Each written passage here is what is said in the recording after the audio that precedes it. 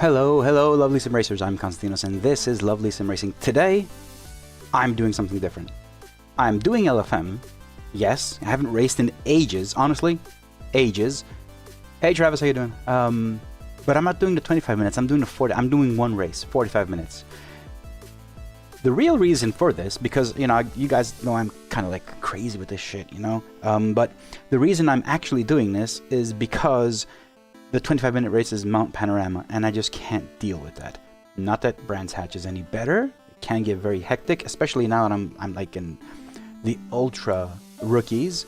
But I'm hoping I may have a better race. Plus, it may give a bit more ELO. But I haven't done a longer race for a hell of a long time. So, and today with us is the Simagic GT Neo. I kind of like this wheel. I've already stated like how robust this thing is. I can't believe how they actually are making this wheel at this price point. It really is that good. It really is that good. One thing I don't like at all, one thing that I do not like about the Simagic GT Neo is the fact the buttons are too damn loud. I just clicked back on something here. They are too damn loud. Otherwise, especially the what split am I in? Really? Split 5. I can't even see it on my screen. Alright.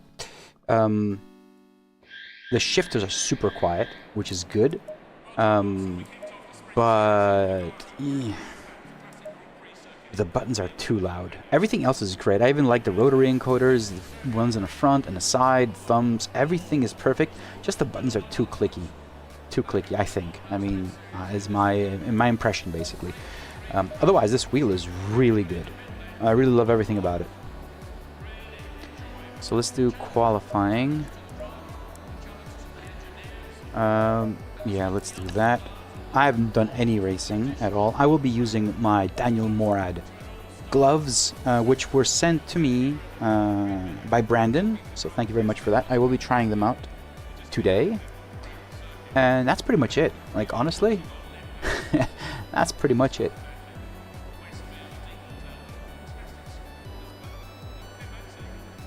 Alright, I think cameras are up and running, so you guys can supposedly switch in and out.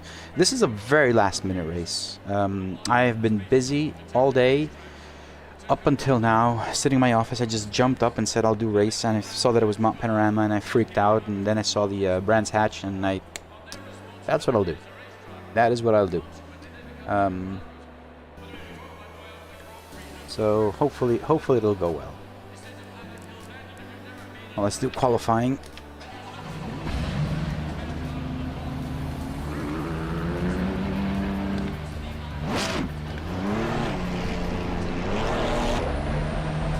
And POV.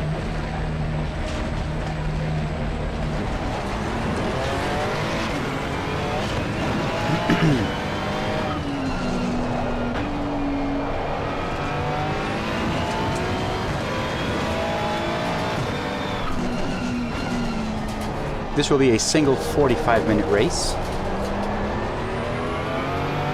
and hopefully it'll go good.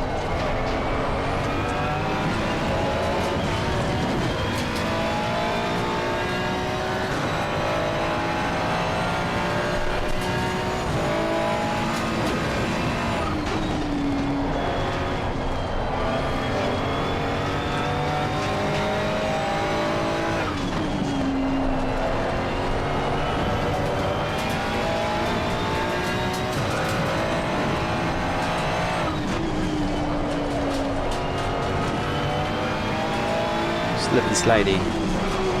Shit. Missed my gear.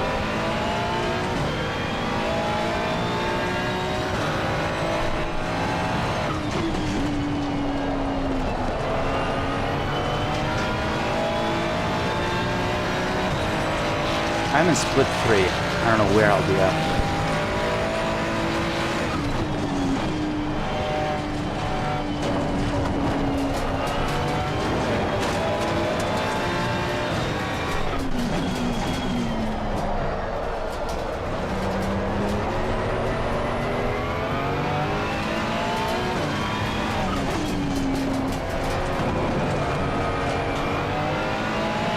Too early.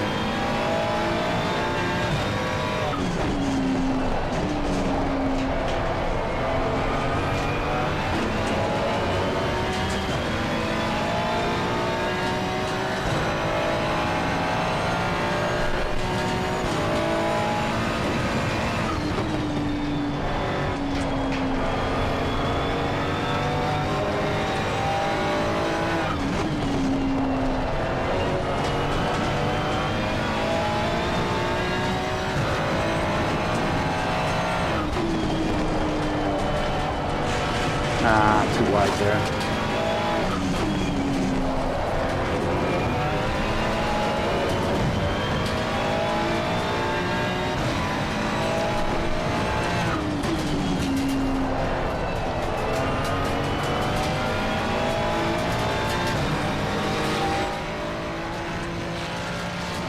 All right.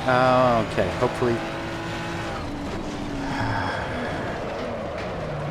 Nope. Not hopefully. Not hoping for anything. Let's go back to the garage. No, I'm not too worried right now. Fix the audio just a tad bit. Because I can't really hear myself, but...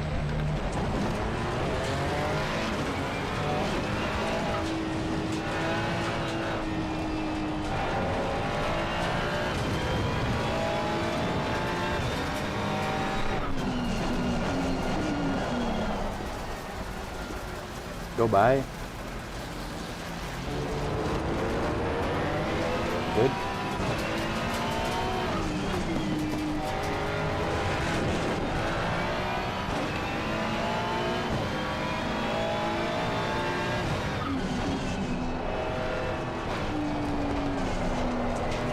No, that tire average is not collecting.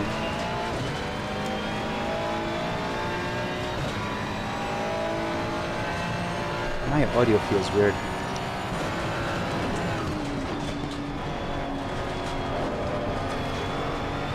Does it sound good? Yes, pedal cam. Yes, the pedal cam. Because you gotta see how I do my magic.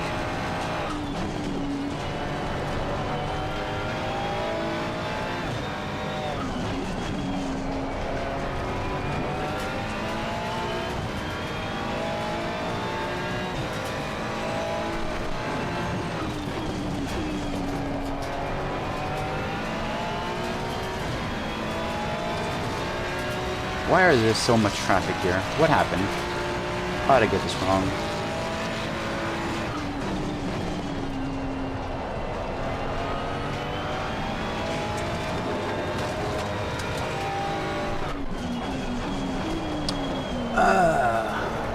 Chill, man.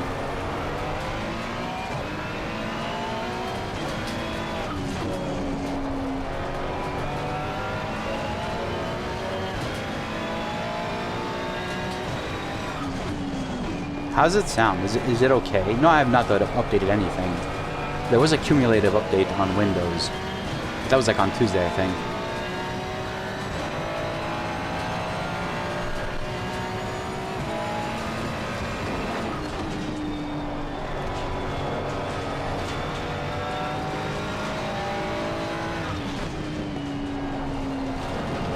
Is there time? There's time for more.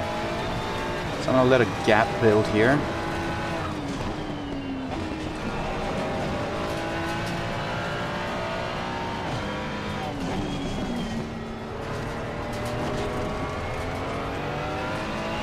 Well, a small gap ahead, and hopefully I can make up the time.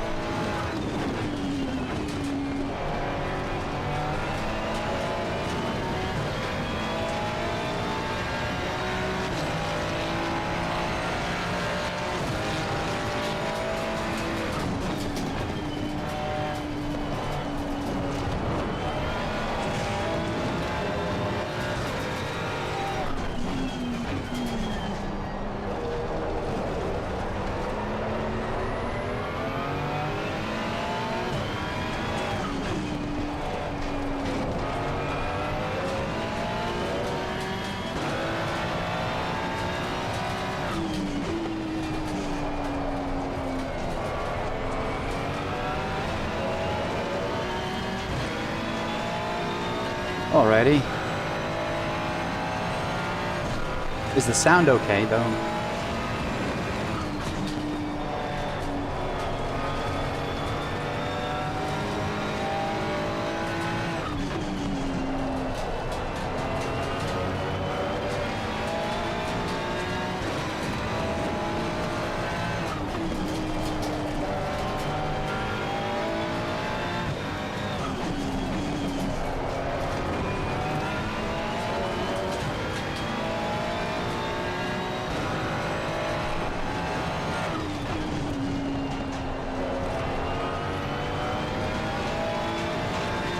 That's a tad bit better, but it's still a second and some off of my best.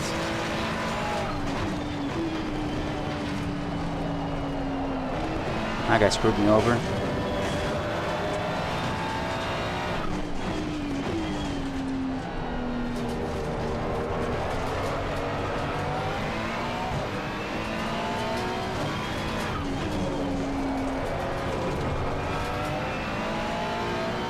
Ooh, thank you, Retro. How you doing, man? Hope everything's good with you. I decided to take the plunge and do a 45-minute race at Brands Hatch. What can go wrong? Yashu Nicola. I haven't raced in ages, so this can only go good for me. You almost bought it twice. Okay. You can ask anything you want. I'll just give you honest opinions. As I said, I think this is an amazing wheel. I do not like the clickiness, the sound of the buttons. They feel too cheap. I think if anything, if those were a bit more dull, the sound, this wheel would not have been able to... You could sell it over double the amount of what they're asking for. But those buttons, all of the buttons, they sound too clicky, too plasticky.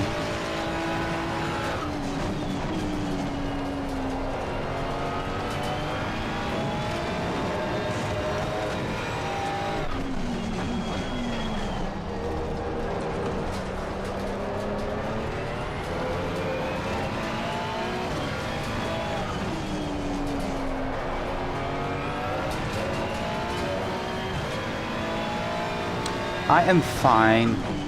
Extremely busy work. Yeah, there's a lot of stuff going on with the lovely dashboard. Yeah, it's just a ton of stuff going on. It's just a ton of stuff going on. All good though.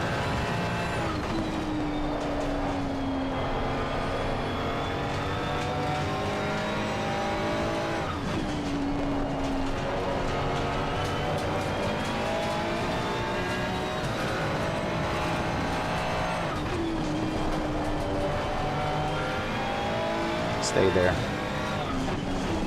I couldn't take my line. Alright, I have fuel and one more lap. It feels really good. It feels really good. It's not as heavy as the Ascher. Alright, so the Ascher is overall better. Okay? There's no comparison between the two. But for this price point, I don't think they will have any competition. I can't see how they will have any competition at this price point, honestly. The only thing I don't like about the steering wheel, the only thing I don't like is the clickiness of the buttons. They just feel very, very cheap.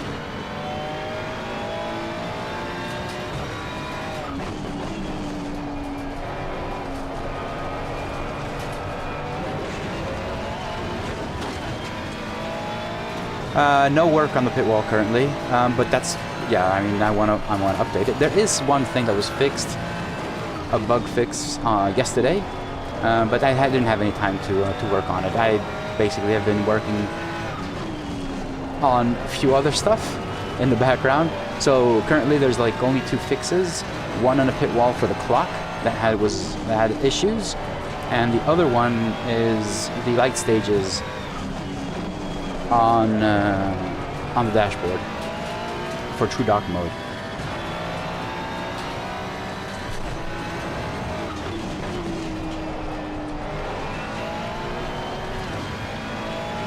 I could do one more lap. Also, my tires are really high in pressure. That's odd.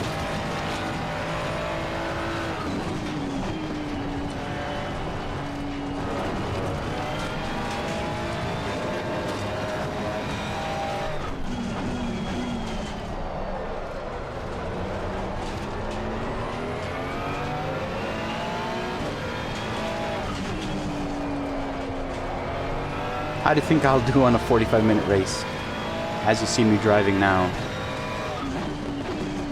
Zero practice, jumped in a rig, thinking I can't do Mont Panorama, and my crazy self whispering in my ear, do Brands Hatch 45 minutes. I don't know what I'm thinking.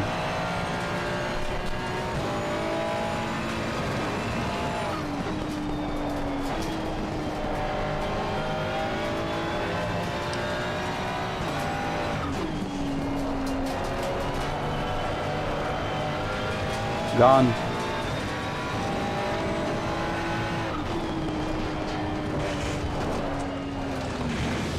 Yep. Alright. Cool. So what I want to do... You guys can hear it, right? Listen to this. Like, not these.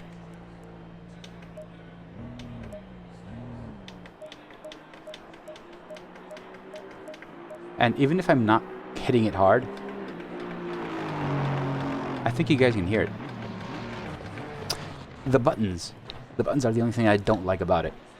Just the buttons. Juste les boutons.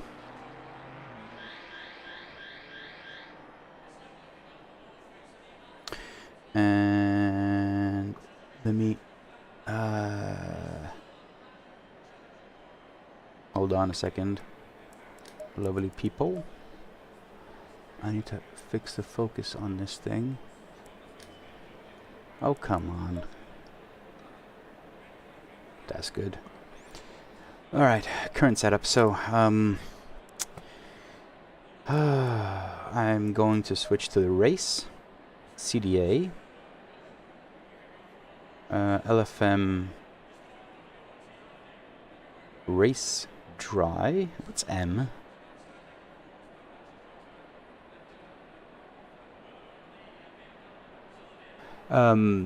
Nicola, it's very firm. They have very little travel, so it's very firm. You understand it. You can feel it.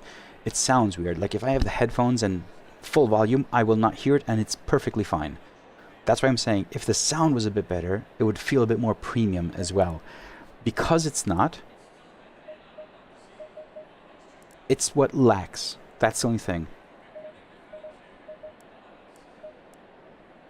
I think it's the only thing that I don't like about it.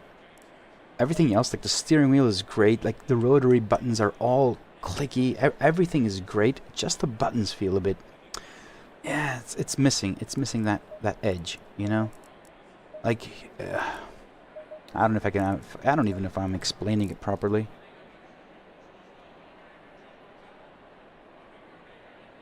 How much fuel will I need for 45 minutes? Oh, dear me. Oh, damn it. Why does it do this? How much fuel will I need? I have no idea. Oh, crap. 2.5, that's not going to be my consumption. It's a bit too much, I think.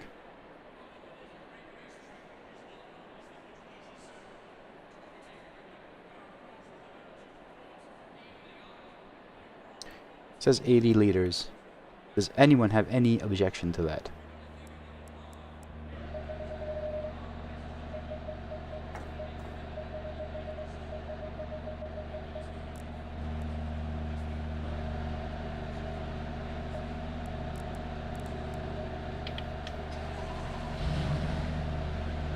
Well, objection or not, it is what it is.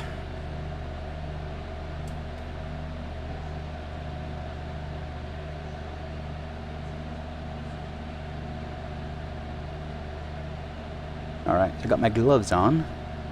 Switching to that. Nope, that. I really love these gloves, the way they look, you know? Alright.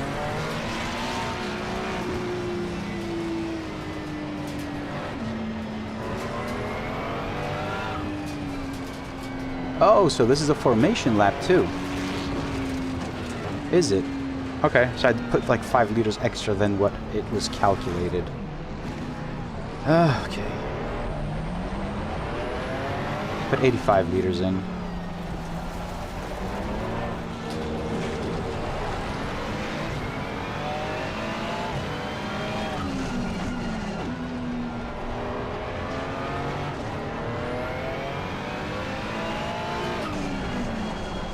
I do the brake magic thing.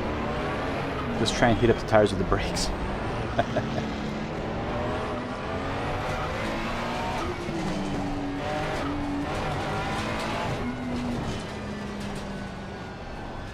Okay, 45 minutes. Hopefully I don't die. Oh, there's a pit stop. Pit requirements, pit window, and refuel. What did I just do? I don't know. I am completely unprepared. So refueling, and I already put all my fuel in.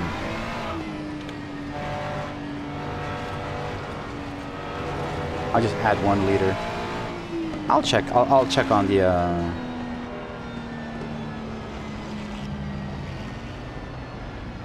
All right. We'll see.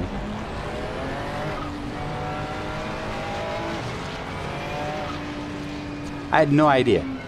I had no idea. I had no idea there was a mandatory pit stop. Yeah, I'm not. You can tell I came unprepared.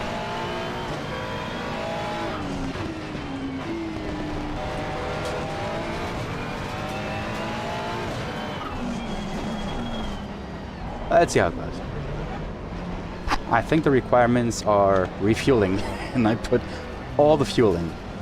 So I'll see how the tires feel. Maybe I'll just change tires as well. I don't know if it's only refuel. Can I do a pit stop that's really short? Instead of like 30 seconds? Yeah.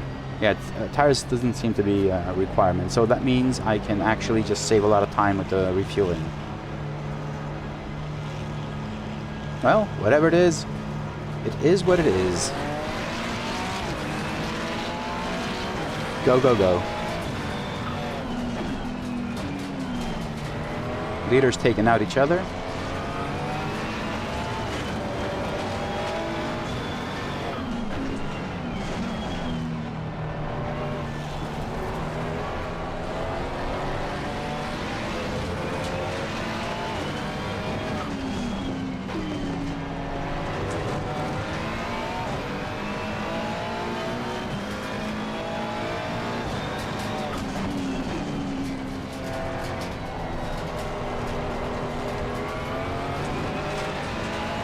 Okay.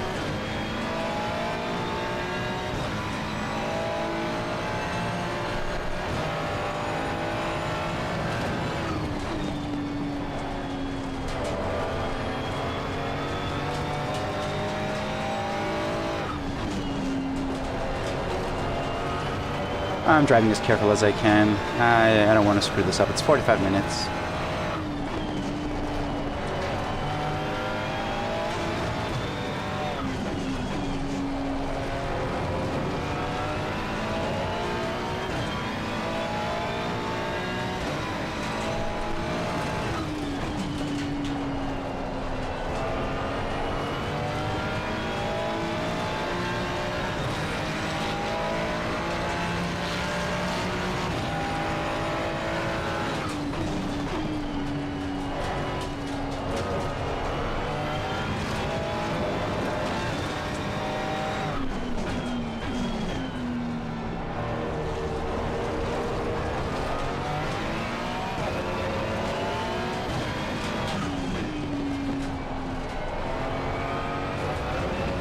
That was a wide run line, wasn't it?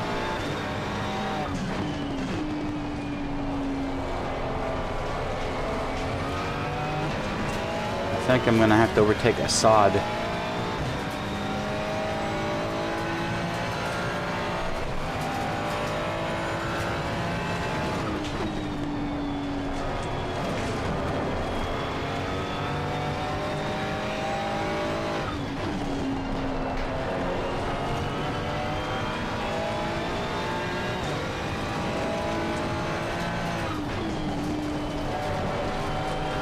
Running wide. Be careful how you rejoin, buddy.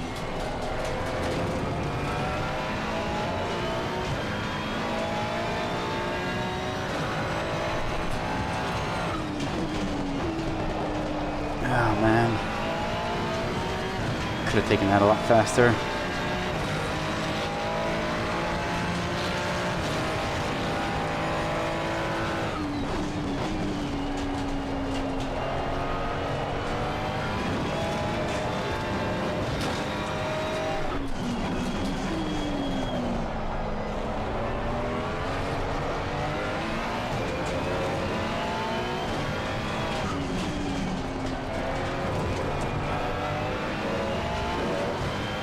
I need to be careful with the curves and everything because I do not want to blow my tires. I want to keep them to the end or else I'm screwed.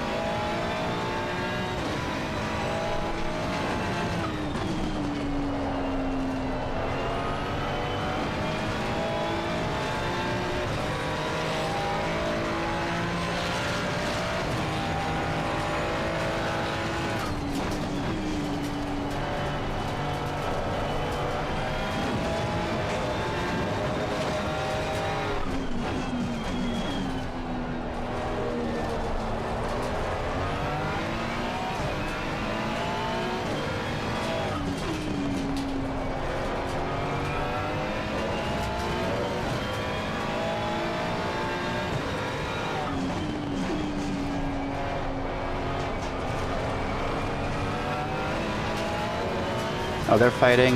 Ah, I hope this doesn't end up bad for me. It usually ends up bad for me. I don't know how.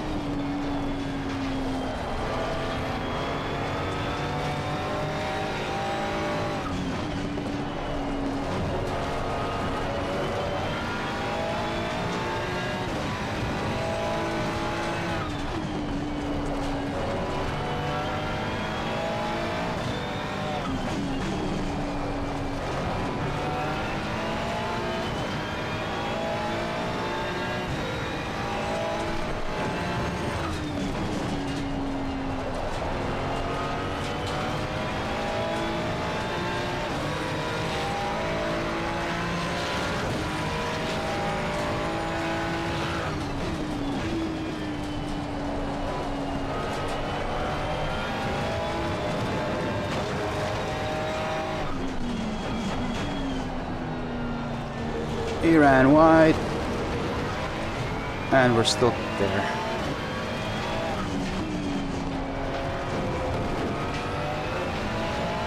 Oh, these guys are really getting into it.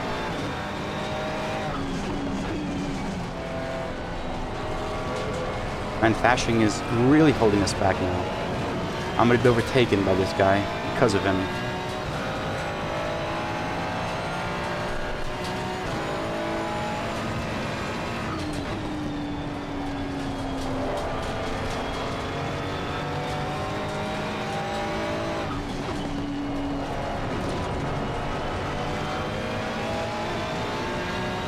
Oh, this is too close for comfort.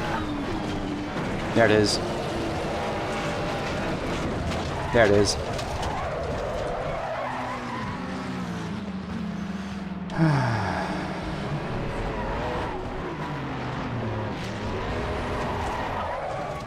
There it is. Shit, what the hell? I'm on the side. I'm not even in the middle of the road.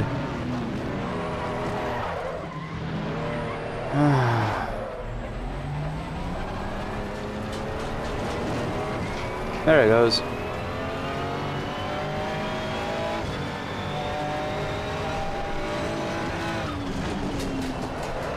Nope.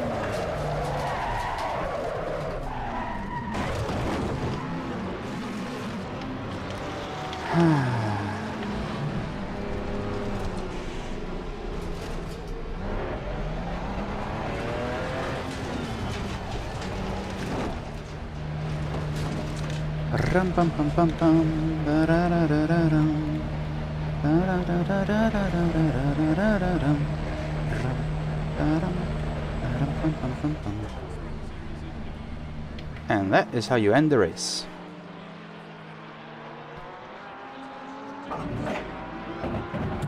Honestly, I don't know what to do with this LFM thing. I had a great race. I mean, come on.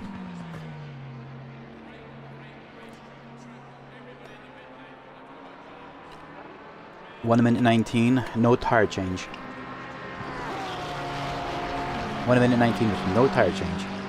That is not good. It's gone. The race is gone. 45 minutes, but still it's gone. Like, what can I do? What can I do?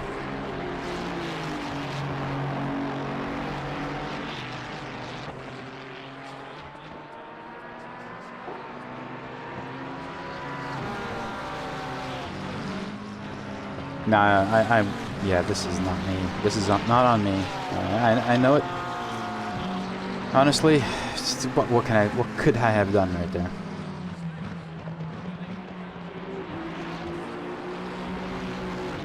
Not much I could have. Even my rejoin, I was going really slow. I was on the side of the road. I was waiting for everyone to cross, and they hit me. I don't know how it happened. I'll watch the replay, but the rejoin, I don't think I did anything. I was waiting for everyone. Alright, starting in the back. Starting from the back. Tires are a mess. I did not change the tires. Didn't want to lose any more extra time. Need to be careful because they're actually cooked right now. But I think I'm okay with my pit stop though, so I don't have to stop at all. At this point.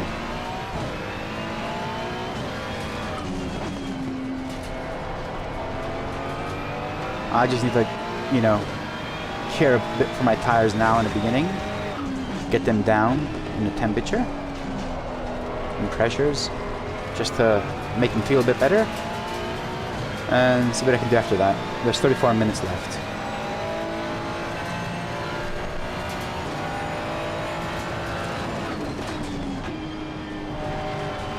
I'll switch over to this view, class opponents. So this is so awesome. The brand new version of class opponents actually works great in multi-classes, in single class as well. So it's not just class opponents. So I'll just give you a small explainer. So here, track opponents just shows me who's ahead of me on track. So when I see 21, I'm P23, right? So it says P21. The class opponents widget will show me my opponent, my direct opponent. So P22 is 5 seconds ahead. 4. So I'm probably going to pass him now because he's in the pits.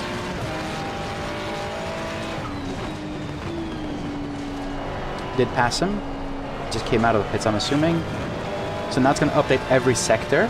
It doesn't update immediately. It's just how ACC delivers the data. It actually is ACC doing that. And now we'll show my next opponent, how far away they are. So this widget, the class opponent, is good even in single class, especially in cases like this. So once I cross the sector line, it will show me P21. There it is. P21 is minus 20 seconds. This is a good thing. This is a good thing. Tires in a good place now. I can start kind of pushing a bit. Everyone's gonna go for a pit stop and refuel, so my damage was 120, so it's not gonna save anything. But I may not be P22 at the end of the race. Yeah.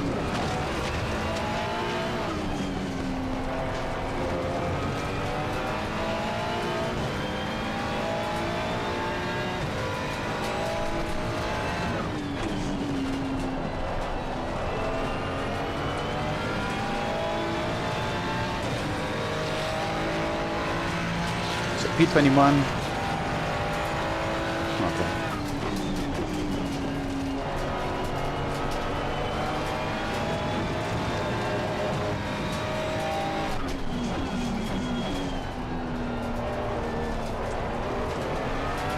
I just have to focus a bit on my racing.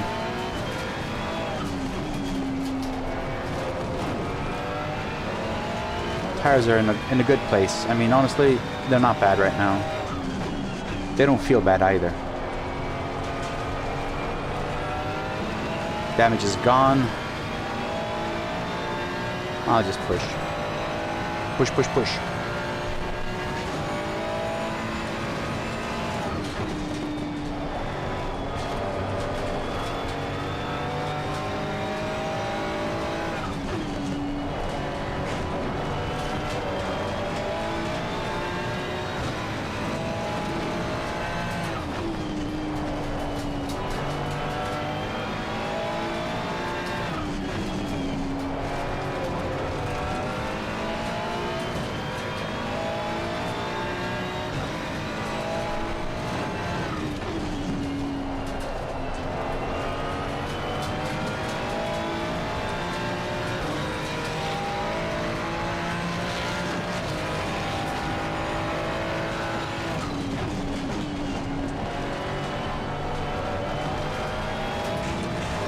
There's P21 ahead of me. Okay. This is a battle for position. Okay.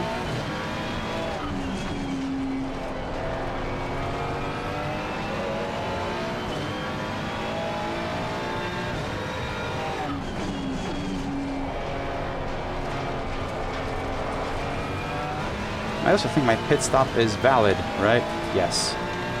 So I don't need to do any stops now. This is an actual battle.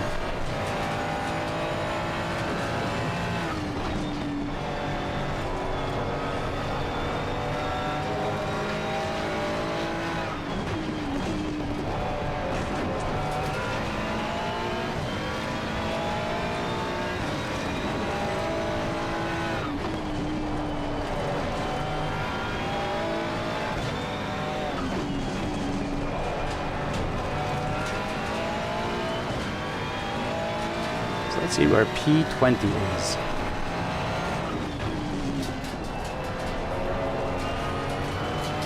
Once we cross the line, and that's the end of Sector 3, it will update and will show me that I'm P21 and P20 is in... Oh, there he is, just ahead of me. Shit, I didn't downshift.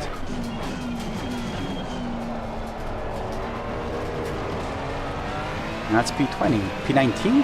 Yeah, P19.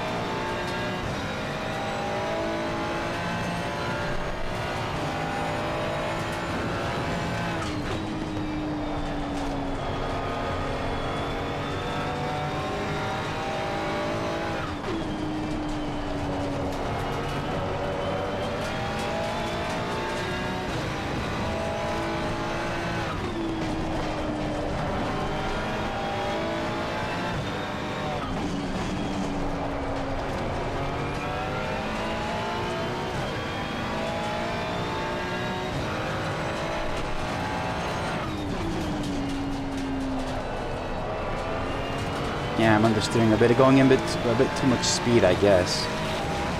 So it's not good, not optimal.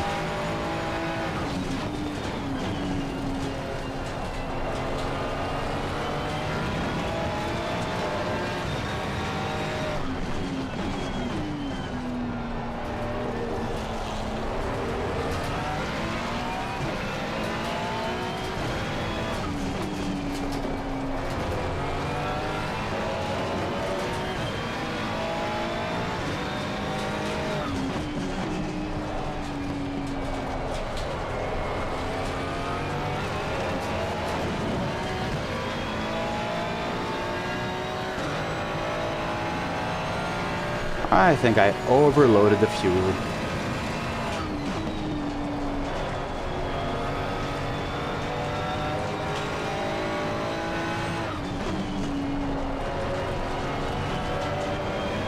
Lovely dashboard says I'll finish the race with 25 liters. Which may be a bit too much for the end of the race. Oh god, I put 85 liters. I had no idea.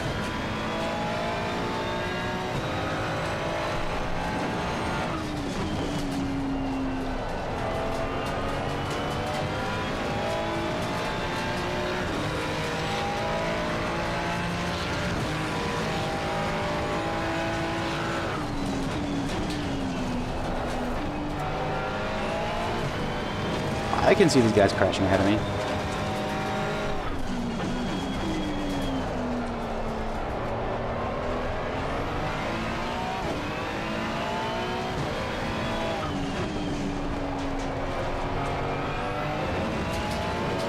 You think it'll happen now?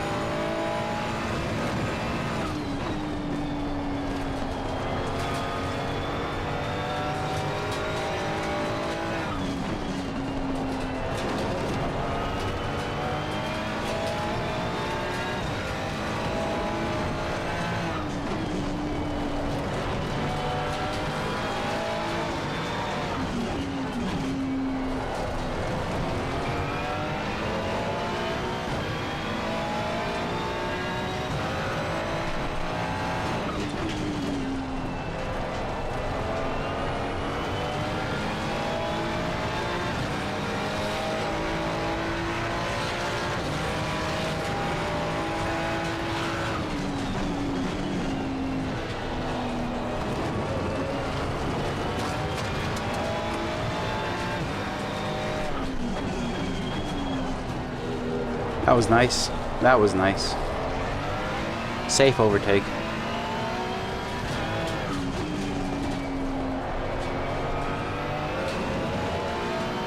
Hey, Tony. Thank you. We had a really unlucky start, as always. The start was okay. Sorry, the start was okay. Lap 2 or something, I got hit. Oh, just pushing from the end now.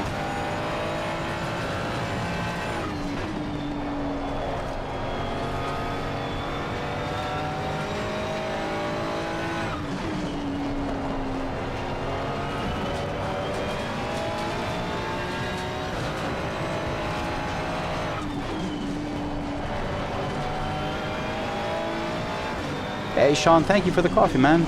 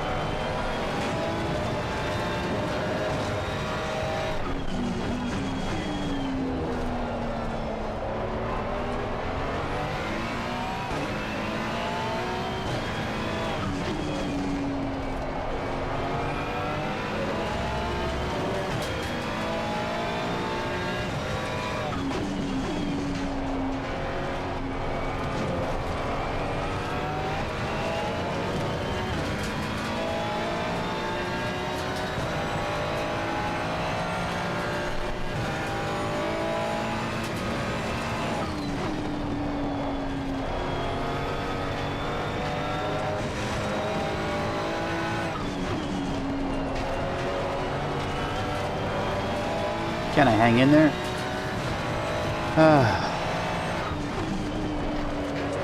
When is everybody gonna start pitting?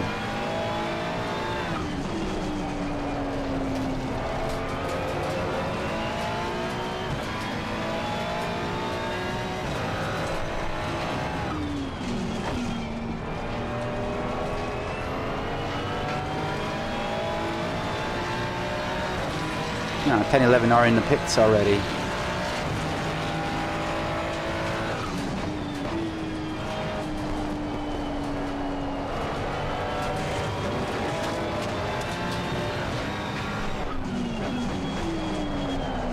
Who are these two?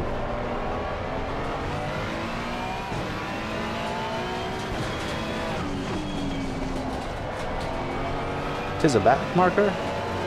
Don't know.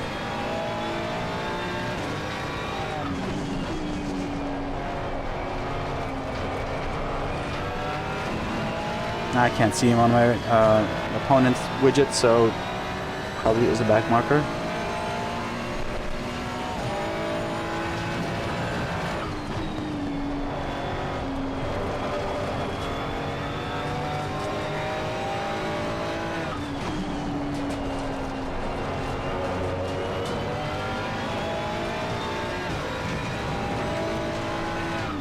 He is of no significance to my race.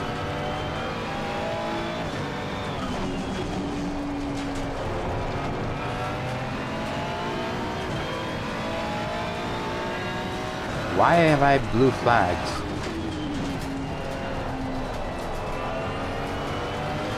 Who is this guy? Why do I have blue flags? What?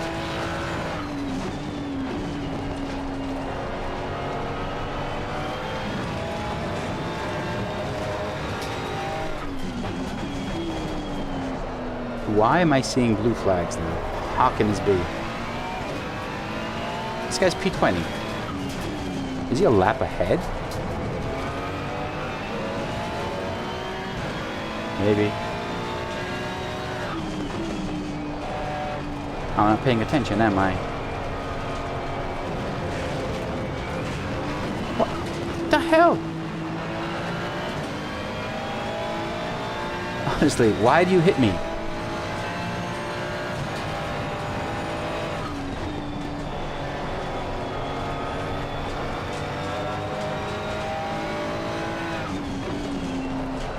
I'm curious as to why I get blue flags for this guy.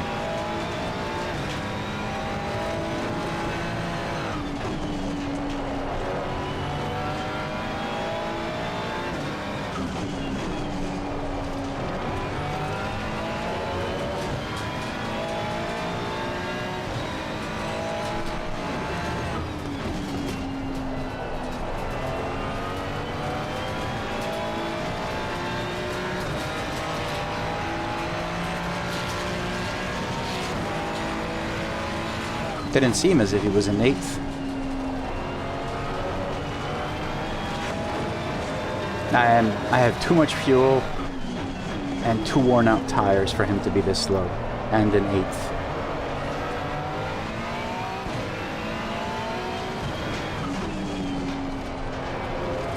If he is in 8th, he's just the lucky ones that survived.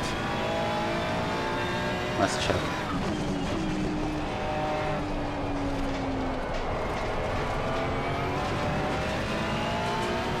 He's P6? Really? He's P6? Man, I wish I was that lucky.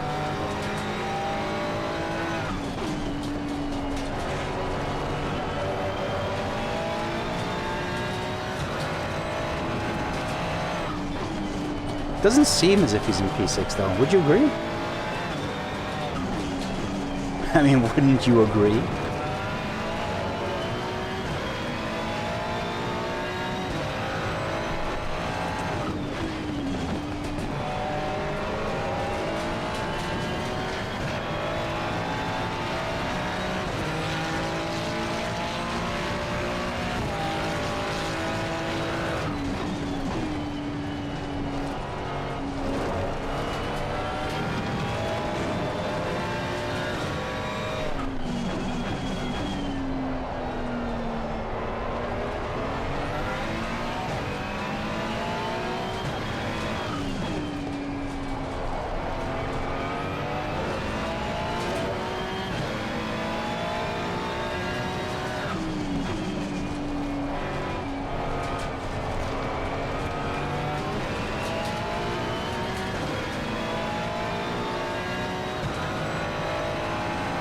I'm driving on my own here. 20 seconds ahead, too many seconds behind.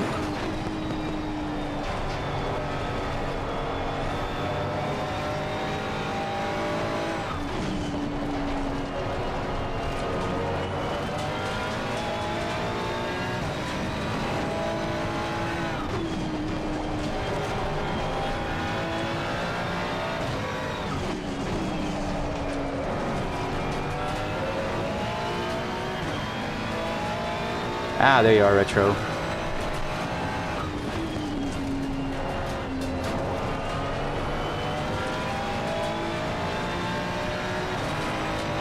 He is setting the pace at 124.647.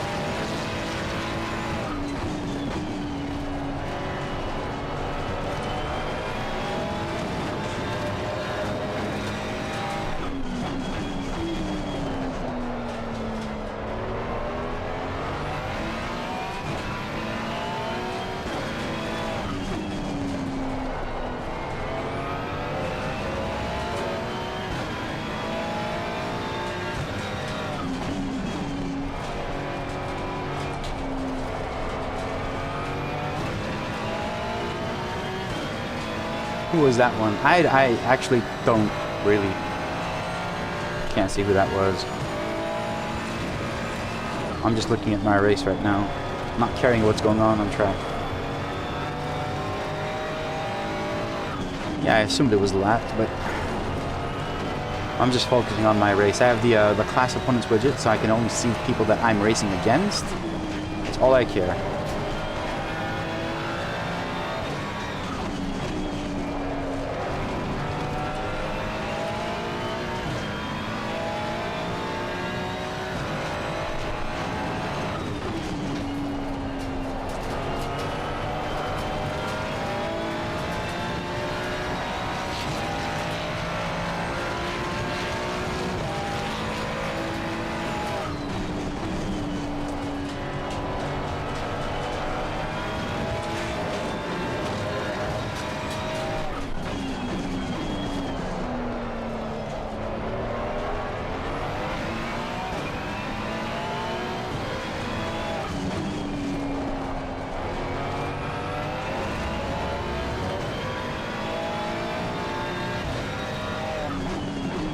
For such a small track, there seems to be a huge gap around me. Are we that well and finally spread out? Maybe. Is there any battle ahead of me or something? I can't see the pit wall. I need eyes and ears.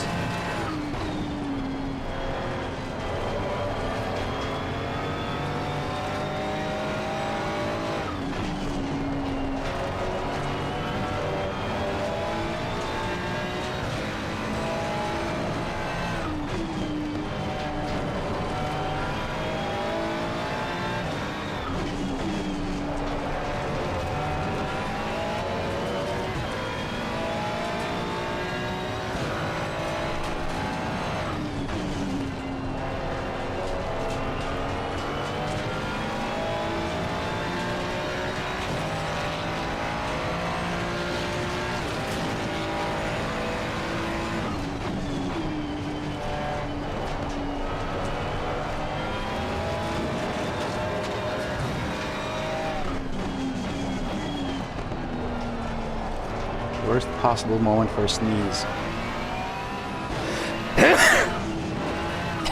That's the worst possible moment. Damn it.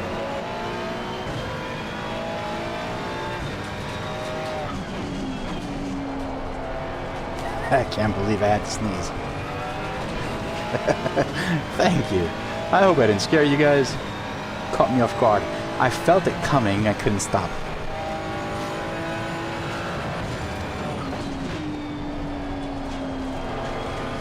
Jeff, are you available after this race?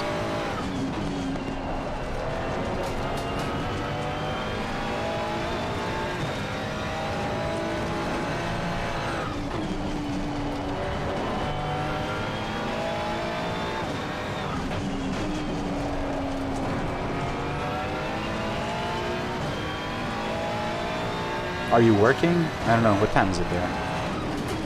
Like, I don't know, huh? Well, it's noon. You will be working.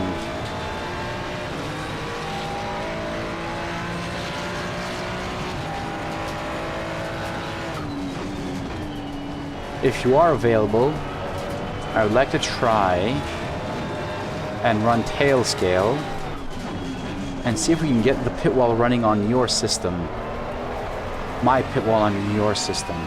Would you be available to do that with me? As a test.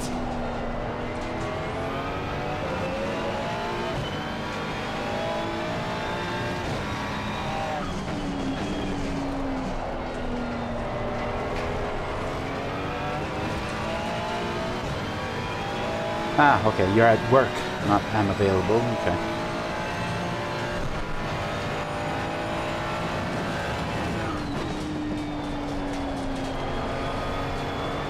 I'm just losing time now. I am on really old tires. I actually have 24 liters over what I'd have to have.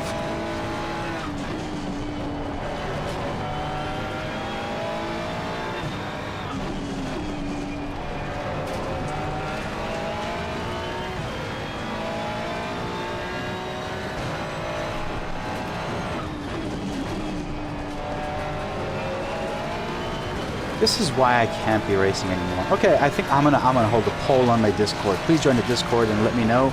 I will be holding poll. Should I stop racing entirely and just do chill chat and dev sessions? I have no problem with those. I'll just need to find time to race privately. Do you think racing and deving is a good combination? Or should I just focus on my deving and just chatting with you guys? I'm fine with both, but I can't see this racing going on. Like when I'm not on stream, things can go get a bit better. But this is just ridiculous. Oh, Retro, I enjoy this as much as anything, honestly. I will not stop racing. I'm just saying, you know, maybe for my streams, maybe it's better just to focus on the development part and stuff like that.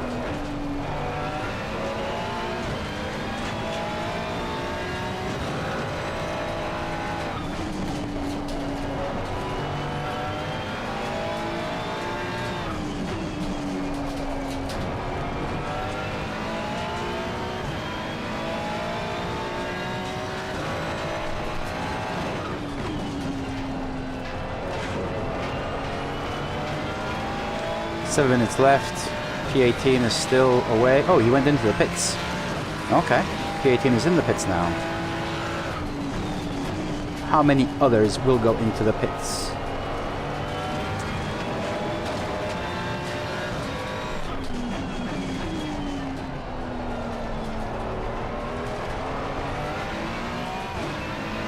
Anyone else go in the pits? Slow car ahead, slow car ahead. So everybody's pitting now? Or are they going to wait for the last moment? I have not seen what's going on. But since I'm in P18, I'm assuming... Well, they could have pitted actually, because I had 1 minute and 20-second damage. So they could have pitted and me not knowing anything. And it wouldn't be the wiser.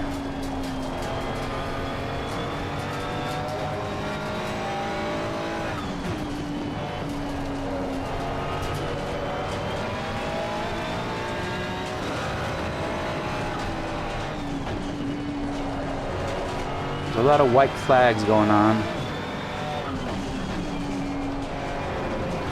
Let's see the track opponents. G4 ahead.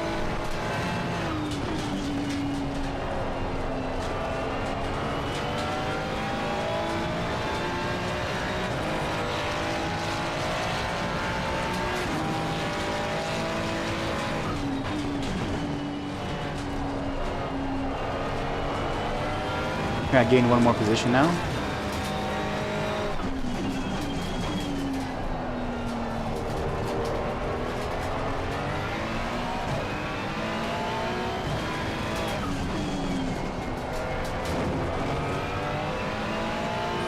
I did.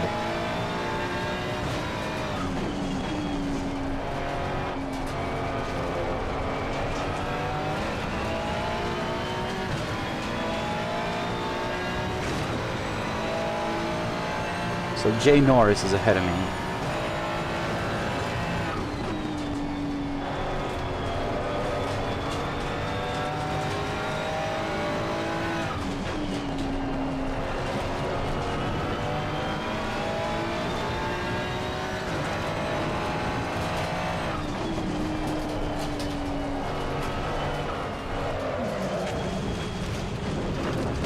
Yep.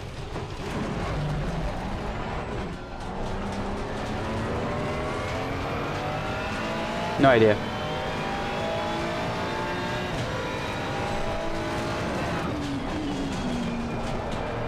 It's good. Bounce back. Literally.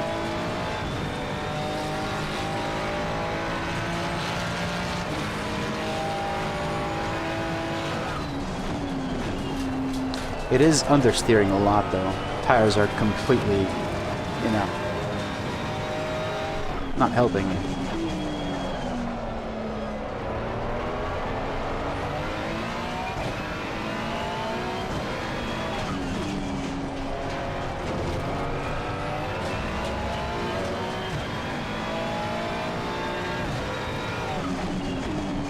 So what do you guys think? 25-minute races, 45-minute races, what are better?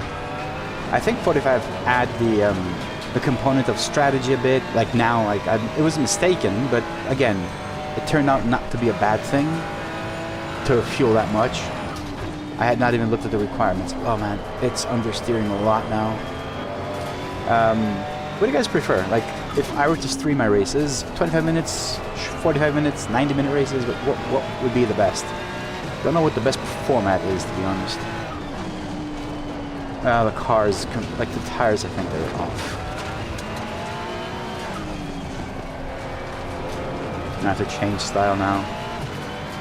Traction control, move bias a bit, rear.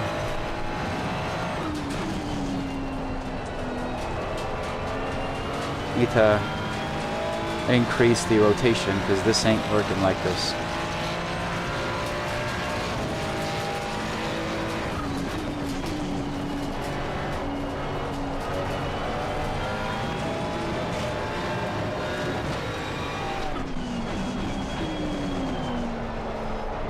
Why does it say that I'm P20? P21?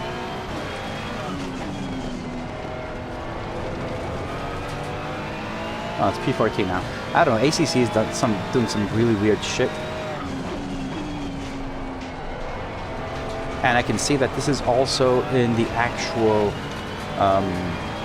nav here. It says P17. I shouldn't be P17 to be honest, but I don't know where I am now.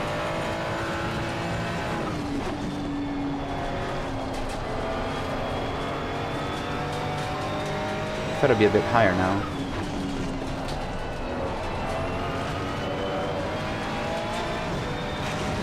Yeah.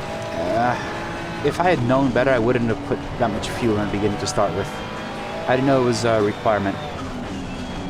Honestly, I just jumped in. I jumped in the rig and started the race. So, it is what it is. I enjoy the racing. I hope you guys enjoy it too. Not my racing, but enjoying racing in general.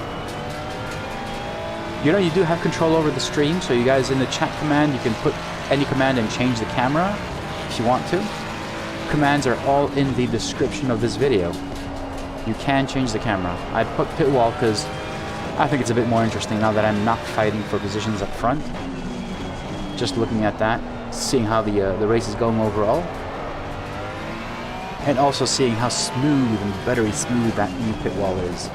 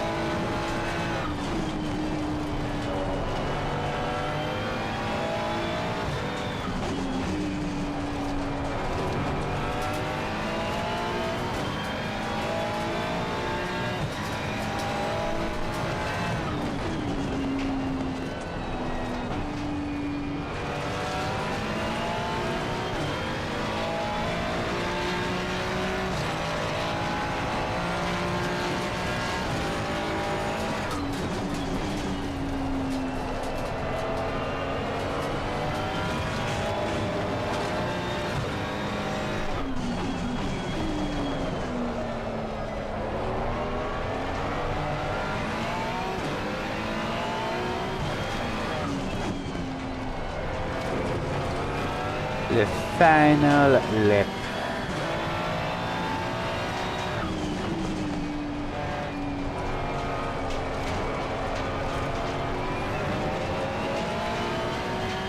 P17 from P whatever I started at, I don't remember. P12 I think. We were fighting in P8 when it got hit. And then obviously everything goes south after that.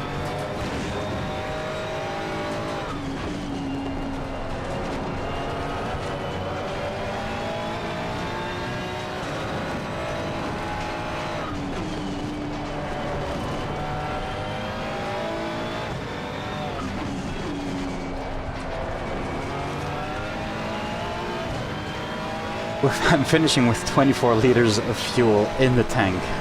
How wrong can I have gotten it? Of course, I didn't actually get it wrong. I just didn't have the exact average consumption. So I just punched in 85 liters.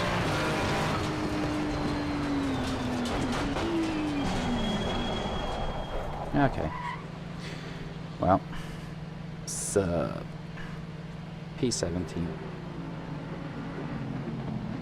Alright, let's go and save. Let's go to the replay and save it. Then I'm gonna go see what happened. Oh, these gloves are nice. I think they're a bit too tight. I feel them. They're a bit too tight. I think it should have been a large. But anyway, I'll be wearing them and hopefully they'll open up just a bit. Alright, let's go see what happened. So the opening lap, toggle HUD. I'm P8 right now. Actually, let's go see what happened in the beginning, you know? In the start of the race. So I knew these guys ahead. Oh, you're not even seeing this. There it is. Oh wow, 3 cars have crashed. Let's go see what happened to them.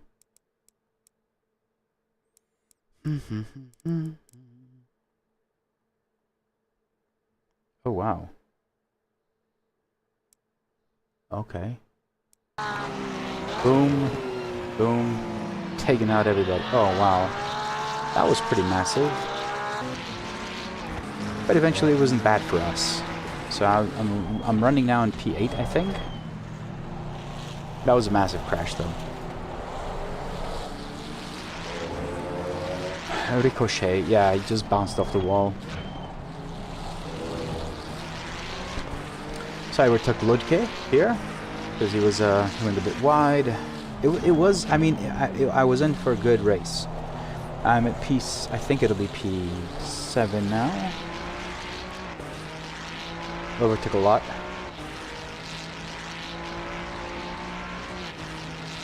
Yeah, it is P8. Okay, so that was P8 then. So 3 cars were out, I think. And that one is the 4th one I overtook. And this is where things started going a bit sour. Still in P8.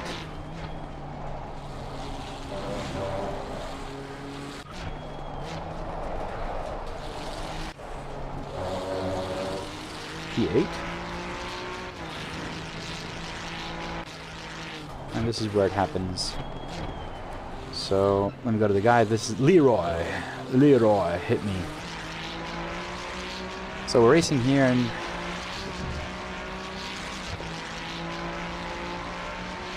yeah, he's being a bit aggressive, trying to switch lines. I'm keeping my racing line. He is being careful, I guess. But eventually it does hit me. I'm stuck between these 2 guys over there. Not much I can do there. But this is where he hits me. He saves it, but I can't. So he is waiting for me, so that's good on him. But this is what happens next. Look at what happens next. I'm safely going across. Oh shit. Okay. I gotta see that. I've got to see that, because I've got to see what that looked like.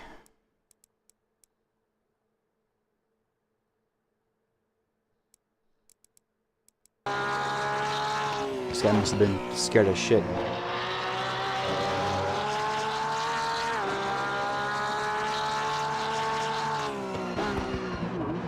Oh, he lost it. Oh, okay. See, I didn't do it for him. Yeah, it wasn't me. Okay, it wasn't me. That wasn't me. I was like, ah, man. The guy saw me and he completely crapped out. And no. Yeah, it wasn't me.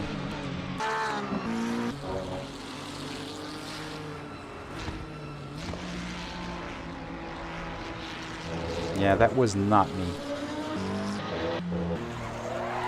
But it was me ending up in a wall twice.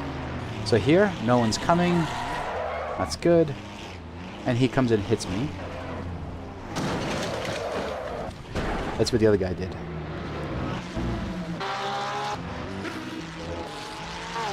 This guy.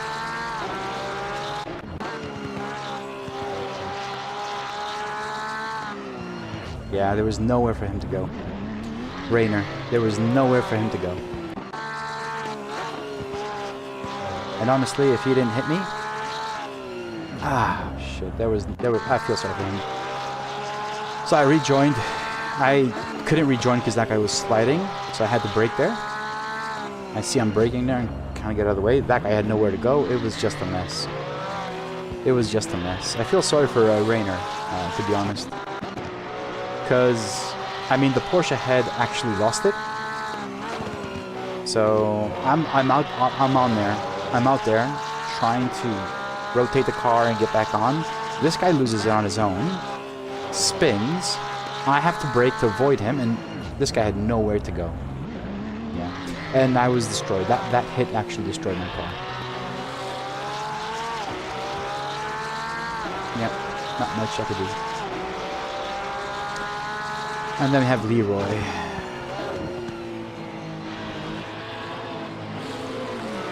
Oh shit, they crashed again. What was that? Oh man, I really feel sorry for this guy. Wait, there's a green Lambo that did it. Oh man.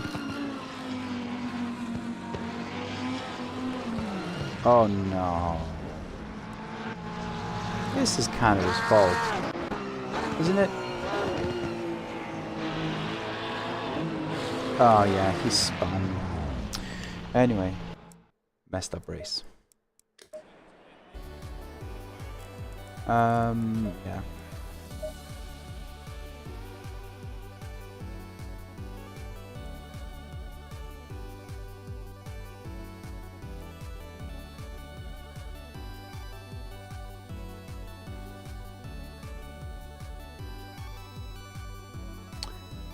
All right. How much ELO have I lost?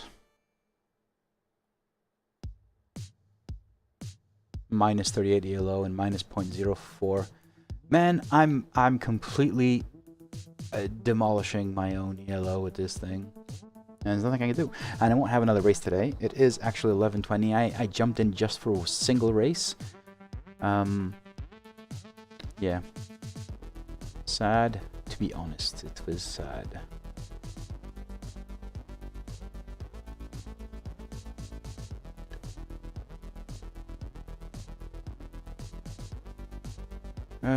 Jens Bauer, your sticker has been sent out. Nice. Jens was the latest gold member. His sticker has been printed and has been sent out. Alright, so what am I gonna do now? Let me close this. There's no point in yeah, I'm not gonna race. So I need to fix the... So I have a problem with the steering wheel. I just cannot get the Daniel Newman LED profiles for Simagic to work. I'm running 3.31 simple, and this is what it looks like. They're green. I have absolutely zero idea what's going on. Individual LED profiles. If I turn everything off on that end, it's still white. Combined, this is what it looks like, but everything is white, which is wrong. It shouldn't be white. Individual only. I have no idea.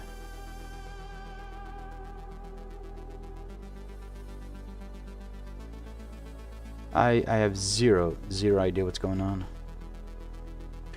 So basically I just put in some colors and I'm happy with it. Anyway, I don't use the LED profiles for lighting or anything. I have everything on screen or in the dashboard, so I don't even have the LED, you know, strip on a wheel. But if you have questions, so Retro, I know you are home. If you have any questions regarding the steering wheel, I am more than happy to answer any of your questions about the steering wheel. Let's see the startup sequence. Where is it? Here. I pull the cable on it, which is really cool because it goes on really easy. I'm gonna pass it over. It goes on really easy. Let's see the startup sequence.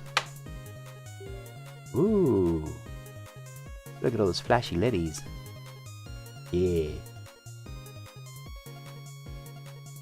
So what I've set up here are color-coded based on the levy dashboard. Always on my right encoder I have traction control and brake biases on the left encoder, always on all my steering wheels. And then it just kind of goes around like for the Ascher racing steering wheel, this over here, the blue one, is traction control, red one is brake bias. And these are shortcuts because I also have brake bias here and these two buttons over here and traction control. So I can just switch these and just use the buttons here. But I also have a shortcut. And these things over here, I don't even know. I think this is traction cut, and this is, I have no idea what these, I don't use these encoders. I could, but I don't. So for this thing over here, yellow is always ABS, green is map, and blue is traction control. But since I have traction control here, this is traction control cut. And this thing over here actually changes the screen. So I can go right and left and show the screen. Let me show you. Let me just run a replay. So it's working there. So this thing over here just changes the screen of the dash. And I can go right, and now I can go back as well. So going back and forward. So this is actually black. I don't have any colors because it just does that functionality. But then, you know, I can't do it now because it's a replay, but this changes map, ABS, and traction control cut, traction control, and ABS. There are no other buttons on this steering wheel, just the shifter and the clutch. So everything you see here, and that's basically it. And my layout is always the same on all my steering wheels. I kind of have flasher, lights, and wipers. And you can see here, compare it to the Ascher Racing. Flasher, lights, and wiper. Again, this is ignition, starter, and ignition. Yeah, power and starter. And the same thing here. And then you have your pit limiter, pit menu, and the OK button. And then I also have here, just for comparison, I also have this, the Ascher Racing logo, which is the True Dark mode hotkey. And this thing over here is the tire reset. The good thing with the Ascher is you have so much more to do. You obviously have these two buttons up here, which I don't use anymore. But you also have like all these, the switch here, and these control these two buttons. So there's so much more. But this wheel, much lighter than the Ascher, obviously, but it really is good. It really is nice. Hey Ryan, how you doing? If you have any questions regarding the Simagic, let me know. I will happily answer any of them. As I said in the beginning of the stream, the only thing I do not like is the sound of the buttons. Listen to this.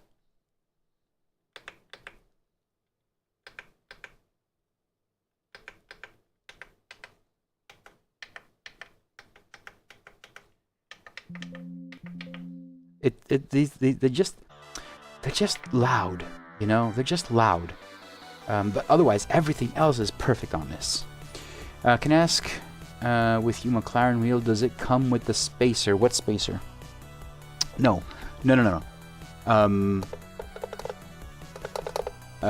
Jeff, I didn't like. No. There's a difference between Jeff, the GT3 Max 32 sound. Those were crisp, and you can hear it. The quality, you can hear it.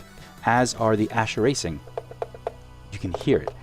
These are plastic. I don't know if you can hear the difference. It is plastic. It's not bad. There's a definitive click, you know, you can feel it. you know you've clicked it. And if you have loud headset and lots of sound inside, you will never hear it while driving, but everyone else in the house will hear it, or wherever you are. So it's the only thing that makes it feel a bit where its price point is. Everything else on the steering wheel is just, yeah, like even I really love the grips. Oh, let's compare. Okay, let's compare.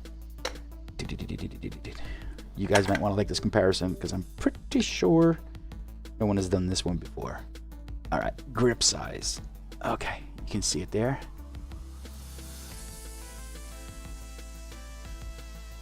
It is way thicker and chunkier. So the Simagic is way chunkier, and I appreciate it. It feels really good in hand. I think the Ascher could have been a bit chunkier. They're not too thin, don't get me wrong on that. It's just that these, you can see that has a huge bulge. It could have been just a bit chunkier, I think, the Ascher. Ryan, I'll go back to you. Wheel, does it come with the spacer? No, the wheel does not come with any spacer. And I want to mount it on a Fanatec DD1. So what you want to do is, there are multiple options, Ryan. So hear me out. Option number one is just go ahead and buy the Fanatec Podium Hub. Okay, that's one thing. That's one thing you can do.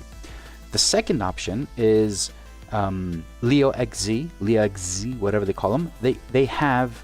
Oh wait, you have a QR1 or QR2? QR1 or QR2, Ryan? It's important.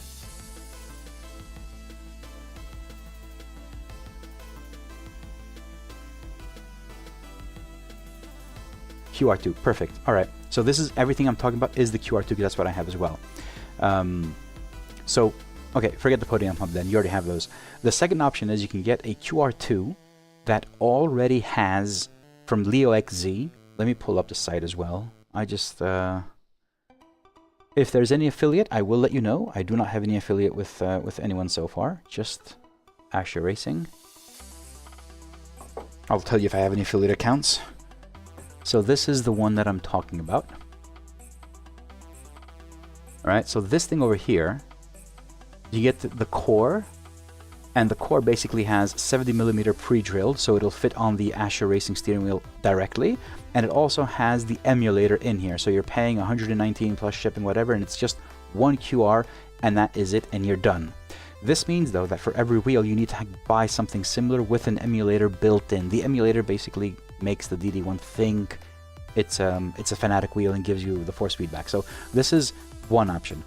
The option that I have gone for is, let me pull up the site, is Sim Racing Machines. All right. So in Sim Racing Machines, the 3 parts you want to get. The first one is the emulator products. It's this thing over here. This thing over here costs 39 GBP, so British pounds. You buy this once, and it is right here. I'll show it to you. It lives inside your DD1. This is it. This is literally what you see there. Okay, it's very small. It fits in the. This actually works with the QR1 as well. So it's. Let me switch over. This might be a bit more crisp. It is. You can see it. All right. So this thing just fits inside of your DD1. You push it in, you're done. And now the DD1 thinks it's a Fanatec steering wheel. I can actually show you the Fanatec if you want to see. I can show you the Fanatec control panel. It thinks that, and from then on, you can get an official Fanatec QR2, which is the one that I have. But since the Fanatec official QR2 does not have a 70mm hole, I also get this. Where is it? Adapters. I also got this. So basically what this does is, on one end you got the 50 and 70mm holes, and on the other end it has the holes that fit exactly for the Fanatec. So this is what you can see here. You can see it. Right? This is the official Fanatec. I got the adapter and the emulator here. That's basically what you need. And if you are getting, Ryan, if you are getting the... Keep in mind, for the Ascher steering wheel, you will need to order the captive screws from Ascher as well. It's important you get those, because the 70mm holes in the back, some are threaded, some are not. The ones that are threaded, you need to get the captive screws to go through. So keep that in mind. If you're using any of these things, you should, if not, or just order them. I don't know how much they cost. I don't think they're expensive. Let me take a look at their shop. First off, let's go to a language I understand more. You need to get the... Oh, it's not here.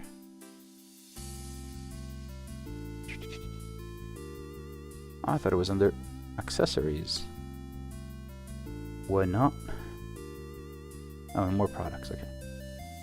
Days. So like 16 euros, and you get like 6 screws, I think. And these are the screws that you want. Because, as I said, you will need to take apart the Ascher Racing steering wheel and put it on the inside. You could do it the other way around, so you can get a spacer. Screws on the outside towards the end, but you need to be very careful it's not too long so it doesn't hit the PCB on the inside. It is a bit more dangerous. Like, I would rather open the steering wheel up and do it the right way than go the other way around. And it is straightforward to open it up. Don't worry about it. The instructions are very clear, you have all the tools are provided and everything. The only thing you will need is probably and most likely to get these captive screws. These over here. Hey Carlos, thank you very much, man. So yeah, that's how you get the that is how you get the QR2 on any steering wheel. I prefer to go with the emulator because I only have one Fanatec steering wheel, and now I have the Turn Racing, the Simagic, the Ascher, and I might have a few more coming in. None of these are Fanatec, so having to get the Leo XZ QR2 with the emulator and having to do that every single time, it just... I don't know if it's more expensive or cheaper, to be honest. I don't know how much the Fanatec... I got the 3-pack. I got the 3-pack. How much does one QR2 cost? 99, right? So if you... within EU, you don't pay VAT either. But if you put this QR2... And there's also the 3-pack, which I don't see it available right now, but I might get one when it comes out again. It's a lot cheaper, and then you just get the SRM adapters as well. This might come... Yeah, I'm thinking, as is the price, this might be a bit more expensive than the Leo with the emulator, but if you get the emulator once, you don't need it again. Jeff, I'm pretty sure you can find them in a local hardware store. They're M5 captive screws. I think they're 12mm. I think. Their M5 doesn't say how long they are. They're not 50. That's not it. Length without head. So it's total length with the head is 20mm. So 15mm is the whole screw, and the thread is only 7. So you can source these. I did the same thing for the Simagic, to be honest. The Simagic had screws that were way too long to fit, so I just went to a local hardware store with the screws and said I want shorter screws, and they found me shorter screws. So you can source them, and these things are dirt cheap. Like I probably paid like €2 for 20 screws. They may not be the same. They're not silver, they're steel, so they might not be the best quality compared to these, but you could probably source them. Yeah, I don't know. These are obviously way better quality than the ones that I have. But it depends. Like, I was in a hurry, I didn't want to wait anymore, so I just went and got those.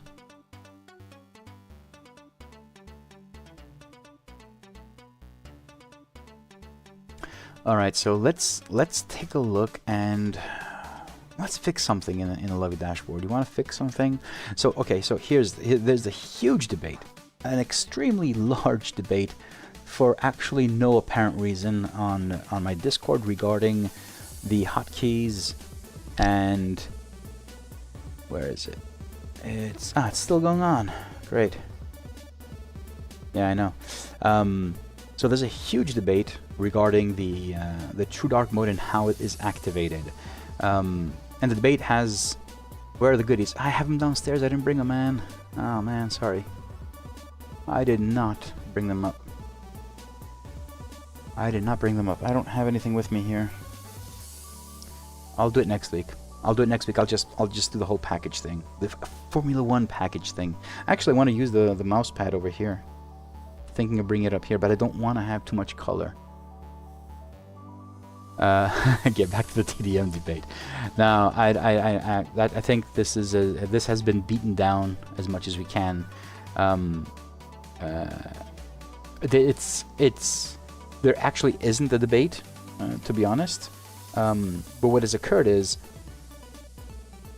the TDM, True Dark Mode, for those of you that don't know, it's a way. Let me just show you as well, because while we're here, I can show you. So for the dashboard, you can hit a button and it goes into True Dark Mode. And if you can't see it really well, it's because of the camera, but it is like it's an orange color now, and I can hit it again and it turns white. So True Dark Mode has 4 different colors, blah blah blah, and all that. The original, the actual True Dark Mode is triggered in ACC by the lights. So when you turn on lights in light stage 2, so ACC, if you're unfamiliar, has 2 light stages. Not all cars, some cars has 2 light stages, 1 and 2 high beams. So 1 triggers a night mode, so the dashboard dims a bit, and 2 triggers True Dark Mode. There is only one more sim that provides us with information if the lights are on. This is important information. I don't turn it on, I don't turn True Dark Mode on randomly, just hitting something and it does that.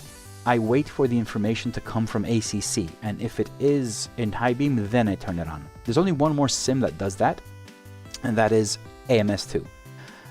Every other sim does not give me information. There's RF2 and LMU, they have the same exact information. Basically, deliver only the light stage, just one light stage, and if you turn on, if you hit the flash button, it just goes on and off. So the TDM goes on and off. It's not something we can use.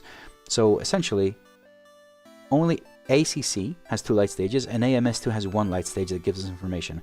For every other sim, there needs to be a way to turn on the TDM True Dark Mode manually. So that's what we're using hotkeys for. And the debate on my Discord was we should only use the auto. So any sims that support auto will have TDM, and off for everything else. And that is actually the original debate. That's how it started.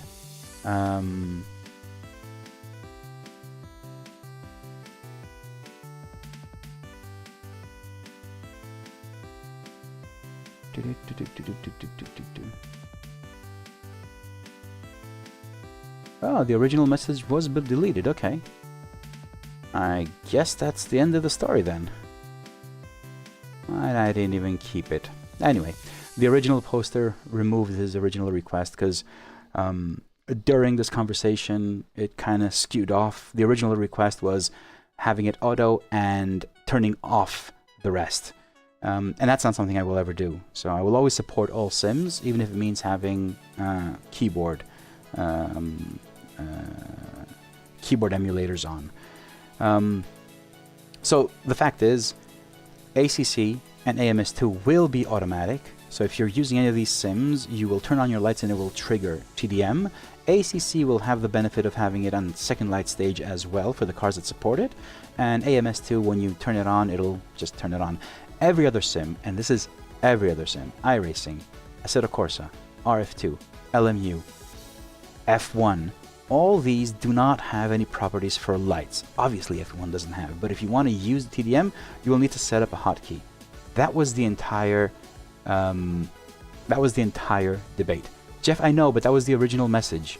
The original message has been deleted. So the original message basically said, it stated that it's either auto or off, which is completely, against what I would do. Like, I need to support all sims, not just the ones that provide the information. It's not like the Lovey dashboard doesn't work like that. I've put so much work in it to make it work with all sims, and trying to find workarounds and hacks and whatever to make it work consistently among all the sims with all the information. Just to say, you know, I'm throwing it away because, you know, LMU doesn't have the information I want or whatever, or iRacing doesn't have lights, so we're not turning them on. No, there should be a way, and I think, you know, just having a button that turns it into true dark mode works best. There is a concern. There is a concern regarding the keyboard emulator, and that is a concern with anything you install on your computer. So the keyboard emulator in SimHub basically allows the dashboard to listen to your keys. So that is a security concern. So you must be very careful what you install and you run. Doesn't matter if you install it, you need to be able to run it on SimHub, on your computer, on anything. That's just one concern. And I'm pretty sure it's a very large concern, but it is what it is. Until we come up with a better way, this is what we'll have. So yeah, I mean, I think it's the end of the debate. The lovely dashboard will continue working as is. I will be adding AMS2 support, and that's pretty much it. For every other sim, if you're using it, if you want true dark mode, you can always use the hotkey, and you know, click a button, it turns on. Click it, turns off.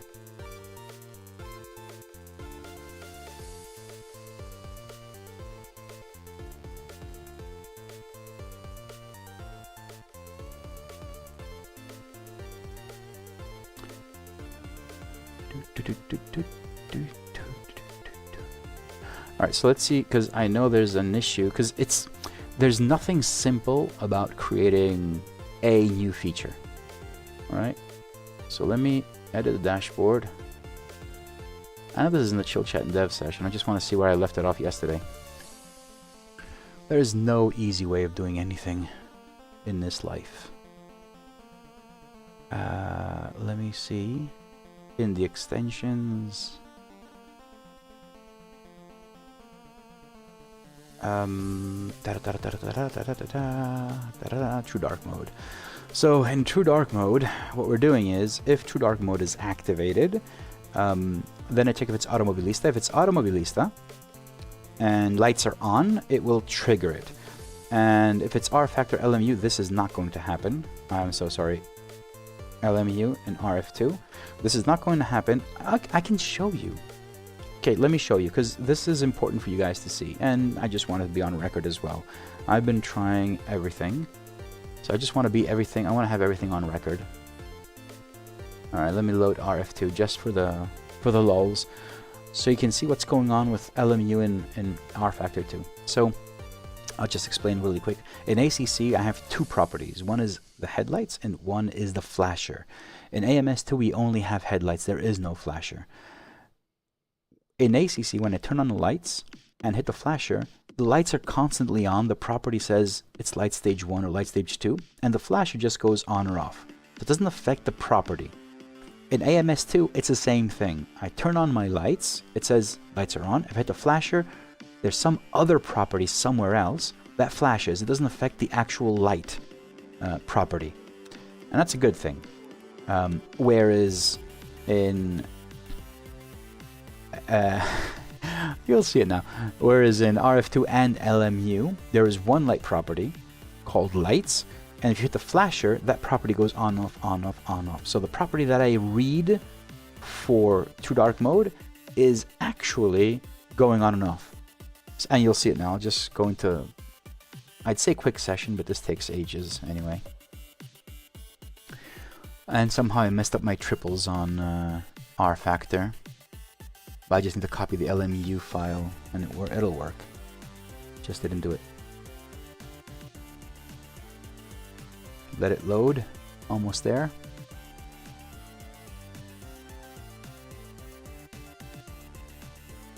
Now, let me switch over here. Actually, I think I can do this, and put this, and do this. Ain't this awesome?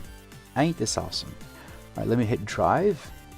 Alright, so, turn on the car. Car's on. Now, check this. I turn on the lights, and you can see now I have the property for lights. Did I remove it? Maybe I did remove it.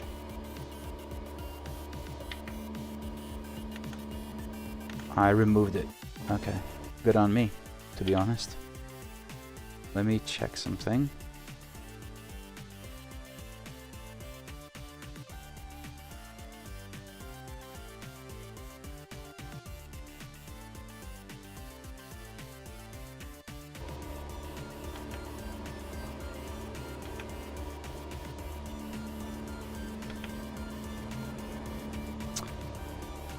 Did this thing work?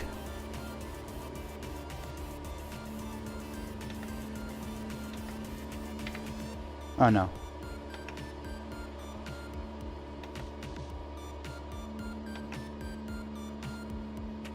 You can see it already. So you can see it. I don't have it on as in true dark mode right now because I don't have it in level, and I know what's going on. Let me I can fix it.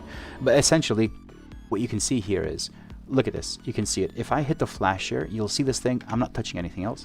You see it go on and off. What happened? Oh shit, I'm not in the game. So you can see it like that. When I hit the flasher, the dash will go brighter and lower, brighter and lower. So the property that I get for lights goes on and off, on and off. And now it's just because I have in my personal settings, I have it so it won't turn on the first stage. I will be changing that, but essentially I can make this thing work for you guys to actually see what the real problem is. Let me go to my JavaScript settings. Yes, that's it. Save that. Let me go back to here. Let me save it so I can reload the dashboard. And now check it out. Now it's in true dark mode because lights are on, lights are off. It works perfectly fine, right? Now this is automatic. I'm not clicking, so I'm just letting you know I am not touching. Actually, I think I can show you. So I'm only clicking here. This will trigger the true dark mode. So it's on, it's off using that button. But what happens when I turn on the lights, so I'm going to be hitting this light button here, it turns on. That is perfectly fine. Turn off lights, they're off. Turn on lights, it's automatic, right? But what happens when I trigger the flasher? And you can see the flasher on the guys ahead. So lights are on. Look at the stripes on the guys on the right. Lights are off. Lights are on, lights are off. You can see how I turn the lights on and off, right? Same thing for the flasher. If I hit this button over here, you can see the lights on the stripes on their suits going on and off. Okay, so that's the flasher. But take a look at what happens to the DDU. Because the only property I have is just lights, when I hit the flasher, it goes berserk. Check it out. It goes between TDM and that. So I cannot stop this. Adding a delay actually is not something you can do, because if you add a delay, it delays the script entirely, so everything will stall until it stops flashing, which is not something you want to do. It's just how SimHub works. So yeah, this is my problem with, like, if it didn't have this issue, then we could just use the light switch to turn the TDM on and off and make it automatic, but it doesn't. So this is the problem. In fact, now I don't even have true dark mode on. I don't even have my lights on. It's plain and simple. If I press the flasher, it's just ridiculous. So I cannot properly support the LMU and RF2. So LMU, Le Mans Ultimate, and R Factor 2 will have to rely on this button over here, which is, for me, this button here on the left of the screen. This here is a hotkey. So just by clicking on that, it goes into true dark mode. And now it doesn't really matter if I turn lights or on or off, or if I hit the flasher, it is not affected. The hotkey lives, it overrides anything else on your dash, even in ACC. So even in ACC, even if you don't have your lights on, if you have it on auto, so when it goes in light stage 2, if you want to force it on, you can use the hotkey. So the hotkey basically is the leveler. Like, the hotkey is the way to turn on true dark mode for any sim across the board. Then automatic activation happens in ACC and AMS2. That's it. Until they come out with better properties, I won't be able to support anything else. And that, my friends, is the entire issue. Well, actually, not. That is not an issue. That's just the debate that was happening. Close Artifactor 2. Close Artifactor 2. Hey Bruno, how you doing? Is there not a property when flash is triggered? No, Bruno. This is for RF2 and LMU. There is not. In RF2 and LMU, there is just one property called lights, and if you hit the flasher, that property goes on and off.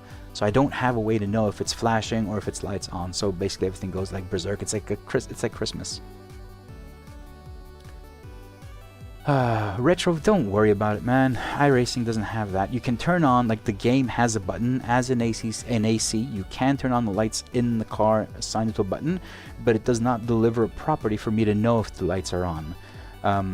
But that's not, you don't have to worry. You can still use the hotkey and turn on True Dark mode. In fact, if you don't want True Dark mode, you don't even have to do that either. You can turn it off in the settings file and you're fine.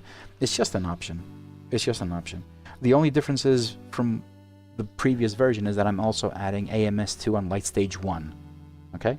That's the only difference, basically.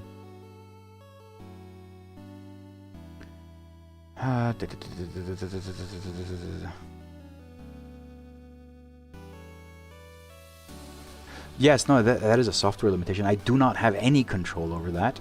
I try to do the best I can. I've been through all of the data. Like, AMS2 doesn't even have a light property.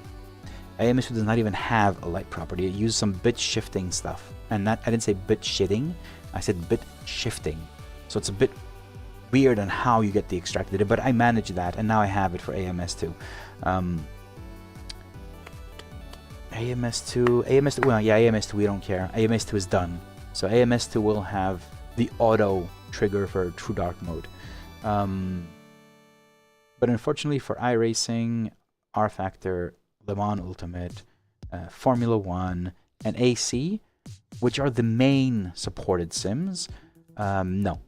You will need to have the trigger. And again, this works across. Like, you can still use a trigger on ACC and AMS2 if you want to. And the trigger always overrides anything else. So I always have a button here for trigger. If I want to use True Dark mode, I turn it on. If I don't, it's off. I have zero problem with that.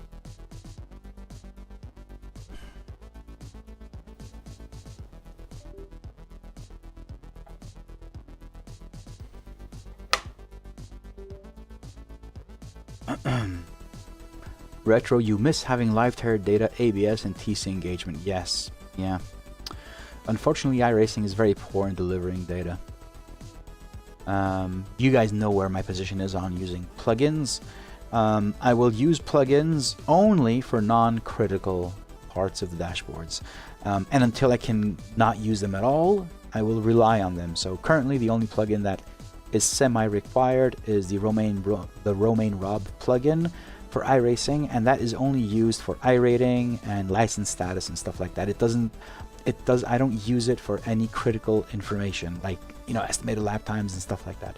I will avoid as much as I can, because I've seen in the past, and you may think, or you may have told me that, you know, it's better and this and that, it delivers better. Honestly, I've been in ACC, and ACC has been off more often than not. Like, on the Nordschleife, you're racing, and until you cross the sector line, you may have overtaken like 5 cars in the first sector. It will still show you in the same position. Once you cross the sector, then it updates. So each sim has its own idiosyncrasies. That's a nice word. I guess the best word to translate would be nuances. Idiosyncrasies basically is the word, but it's the nuances. Every sim has its own. With the Lovely Dashboard, you get the same consistent experience throughout all sims. It may not be the perfect experience, and I'm referring to estimated lap times, but it is consistent. And for the estimated lap times, I don't think that's much of a big difference.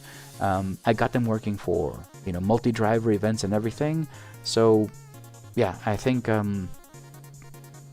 yeah, I mean, I raced today. I used the class opponents and the other one. It delivered perfectly well information. I don't think there was any big difference with what you saw in the race as well. So yeah, I'm cool with that being off maybe just a bit. It is what it is. It's the data that we get. If sims decide to deliver better data, then it'll be fine.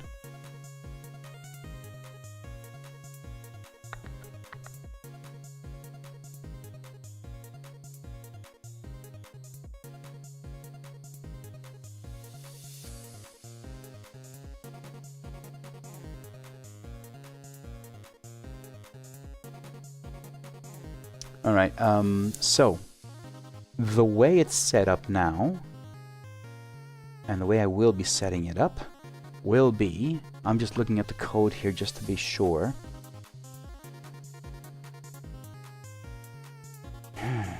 There is one more thing I need to consider.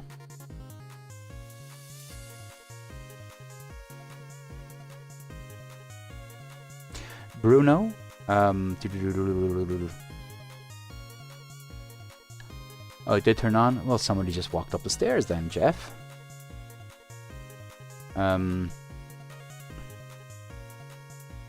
So Bruno and Simba can use timers. No, you cannot. So in Simba, you cannot use timers.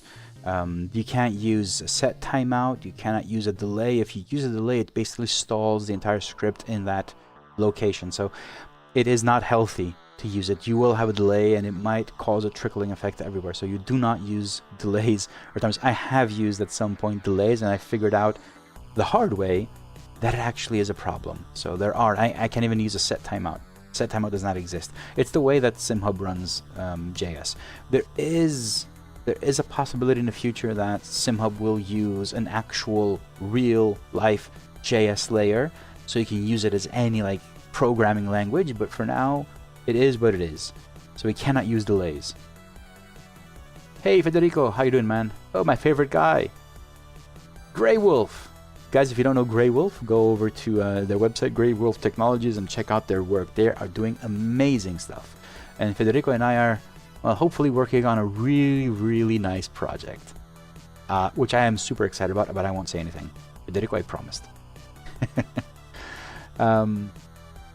Yeah, Retro, Sims would be keen to make themselves as SimHub friendly as possible. Yes, that is actually true. But I also know Nicolas is kind of not wanting to like, I completely understand his position. He knows that if he commits more, then it's more official, and he has to. It's a different beast. It is a completely different beast. As I've said, there's 3 stages to any product. It's the product you're doing for free. You're not getting any money. You can do whatever you want. You can throw it away. You can delete it. You can toss it, and no one can say anything, even if they love the product. Then there's a product where you're actually making some money and having people pay for it, where you have some responsibility and commitments, which is where the Lovely Dashboard is. And the third stage is where you're actually making this a business and other people are relying on the success of that. That is not where the Lovely Dashboard is. Currently, we're in stage 2. So right now, it is making some money. I am committed to everyone that has been supporting me, and I want this thing to grow, and I want it to grow as much as it can, and hopefully we can get to stage 3. And stage 3 would not just be a dashboard. Stage 3 will be a lot more stuff.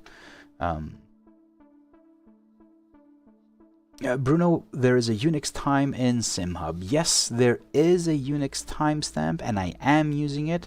Where am I using it now? I am using it somewhere, but I'm not using it as a delay. So I think what you're saying is, actually what you're saying is really, it's correct, but again, it would not solve the issue of, maybe it would, maybe it wouldn't. I am already using the timestamp, so when it enters the script of the function, it grabs the timestamp, and then it does a for loop until it reaches, like, 10 seconds or 3 seconds or 3,000 milliseconds, and then it stops and continues, or do while or whatever. But I'm using it in a place where it actually, I don't think I'm using it anymore. I don't think I'm using that anymore, because that was the issue. You're basically pausing the continuation of the script until that finishes, and that is the problem. But I do understand what you're saying. I did have it. So one thing I'm using a timestamp for, one thing I'm using it is for the, I have a function changed function, so I'm calling it LD changed. There is one in SimHub, but I couldn't get it to work exactly like I wanted, so I created my own. And the LD change basically checks in a certain amount of time if a value has changed. I can say like within the last 5,000 milliseconds has the light property changed, and if it has, then it triggers something. But this wouldn't work here. It wouldn't work here because I don't know where the 3,000 milliseconds is. It could be like when I hit it, it can do it then, but then I don't know what the game does as well. It might change. So it is just tricky. It is tricky, to be honest.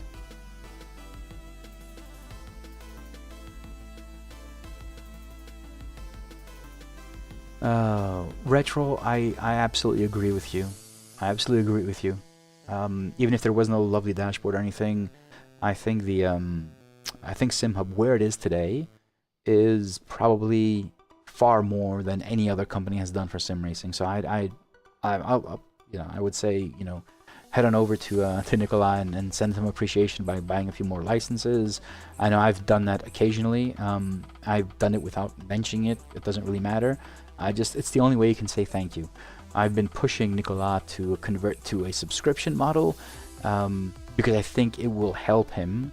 It will help him work on it more. But I think that's kind of like his decision, the way he wants to manage it. It still is a side it isn't a side project, but it is a side project.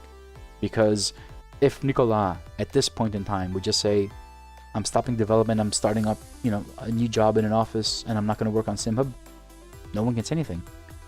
He has that option. So I know it's his decision. I really do wish he does do the licensing thing and goes on subscription. I would be more than happy to pay money every single month for this app. Honestly, I would be more than happy. This is the single most important software besides the actual sim on my computer. I don't think I'd be able to do anything without it, and much less, you know, do the whole lovely dashboard thing too.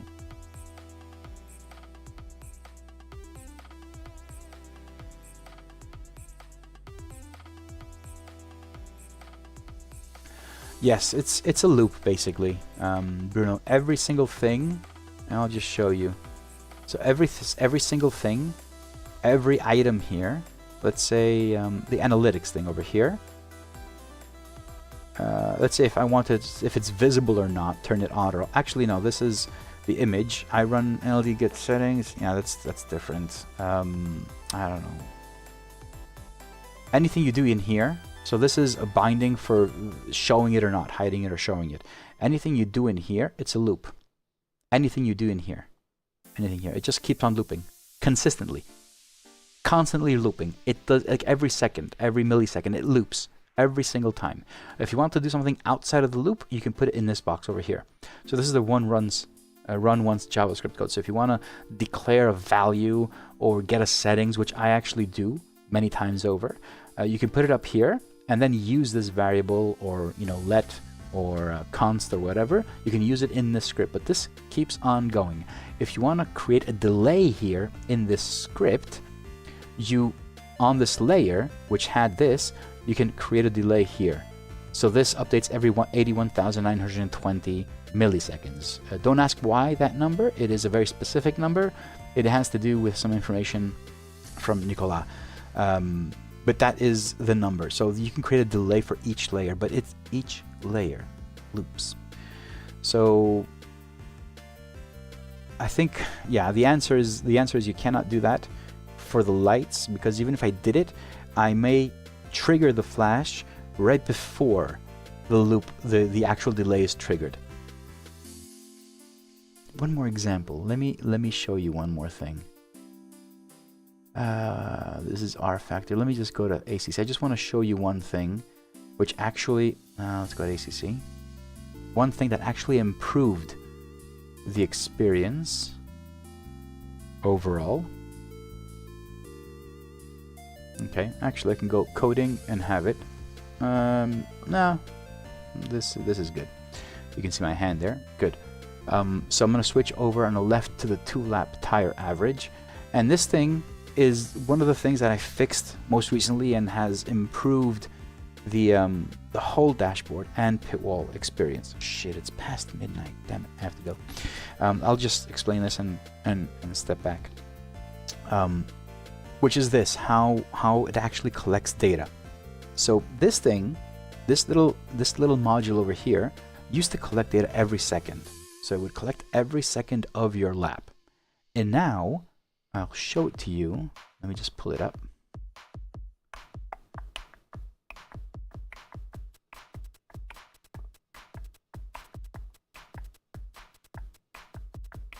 Now, just so you can see, this thing average, you can see it's 3000 milliseconds. Okay, this used to be 10 milliseconds, not even 1000. So it would collect data on consistently for this thing, for the lap average. And that created, for the Nordschleife, created a vast amount of data, which brought the dashboard and the pitwall to a halt. Okay. So what I did is I just added 3000 milliseconds here. And now, and this is what you will see, I'll also demonstrate it too. Now this thing collects every 3 seconds. Not every second, every 3 seconds. So the data is far less. I did multiple tests to see how much data is collected on the Nordschleife. And I let it run for 2 laps and 3 laps and see what it looked like. And it actually works perfectly fine. Even after, I think, 5 laps collecting data, it is good. But before, it was just thousands of data points in that array and it crippled it. But look what happens now. So on my steering wheel, let me just show you. On my steering wheel, I have this little button here. This little button has a little tire. So this thing is a hotkey for resetting the tire average. Okay? So when I hit this button, it won't, it might trigger it. Because this widget over here is on a 3-second loop, I don't know exactly where and at which point I will trigger it. So if I'm at the almost 3 seconds, the moment I hit the button, it will reset. But if I'm at the beginning of the loop, I need to hold it down for 3 seconds for it to reset, right? And once it's reset, I'll need to wait 3 seconds, or if it's just at the end, it will do it immediately. That's why I'm saying this is just a consistent loop. Look at this thing. I'm gonna hit the button and you'll see it resetting. It might do it immediately, it might take some time. I don't know where I'm going to find that loop, the 3-second loop. Let's see. Hitting it now.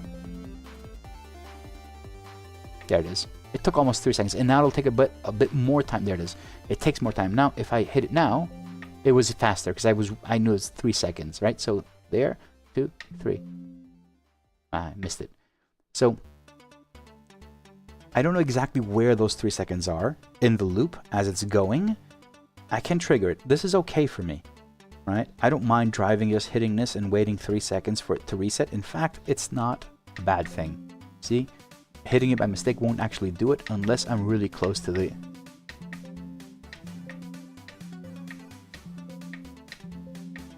It's not even doing it like that, which is actually pretty cool. I'll just hold it down. It does it. And now it's going to take about 3 seconds and still collecting data. So that's my issue. Like, if I did this, if I added this kind of a delay, which is part of SimHub and it works, if I added this kind of a delay to the flasher, you understand that it may trigger or may not trigger. I don't know exactly where it'll be in that 3 or 5 second loop. So yeah, I'm just not going to trust it.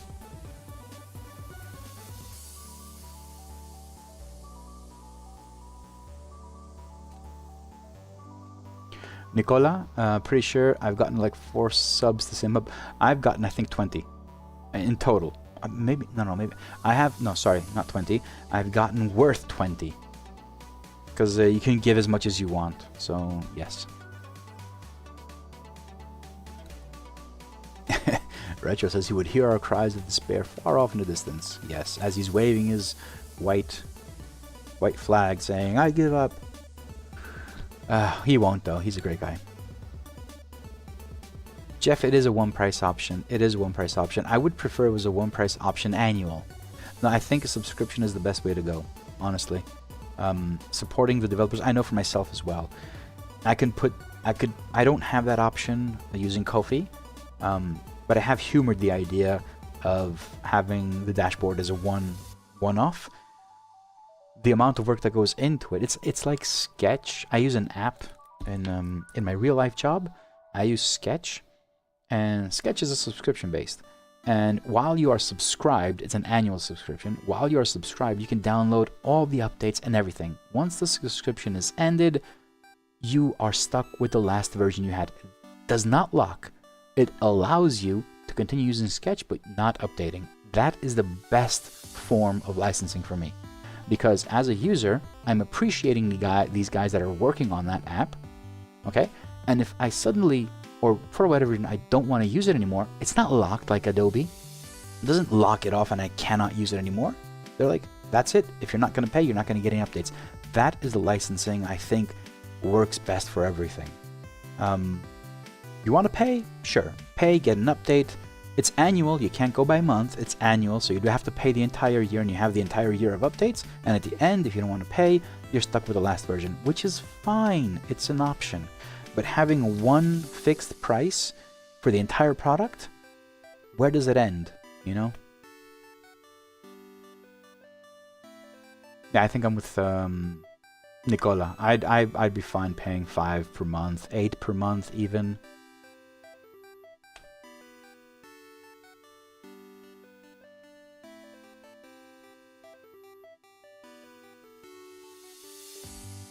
Bruno, I cannot create set timeout. It doesn't work. There is no function set timeout within SimHub. And having the delay, as well as I don't know where in the cycle of the delay you will hit it. So it might be early, it might be late. It may not work. Yeah, I'm not going to release this yet. The new version, the next version of Live Dashboard will come next week. So there will be a release next week. The one over here that has the support for AMS2, and I'll see what else I can squeeze in. So next week we'll be doing a lot of development on this. And then I'm going to pick up the Lovely Dashboard again, and then I have the Lovely Dashboard UXL, which I've been promised to deliver, and I still haven't started because that needs a lot of designing as well. So there's so many things. There's so many things. Honestly.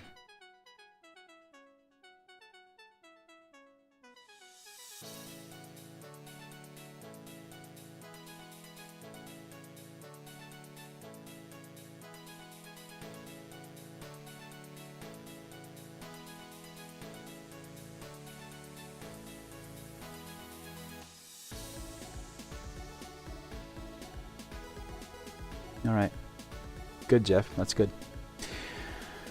All right, there was poor racing on my end for today. Did a bit of discussing on the Lovely Dashboard, issues and whatnot. Again, I'll be back next Tuesday. I don't know. I'm gonna put a questionnaire, a poll, in my Discord. I'll let it run the entire weekend. I don't know if I can. I'll see how that works.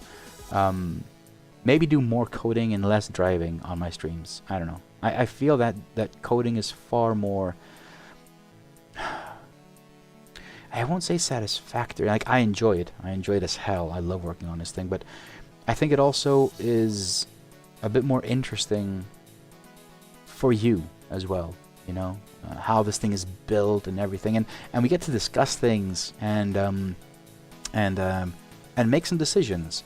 But I have also this priority now that I won't be making decisions on live stream, because not everyone watches it, obviously. So we'll see how that goes.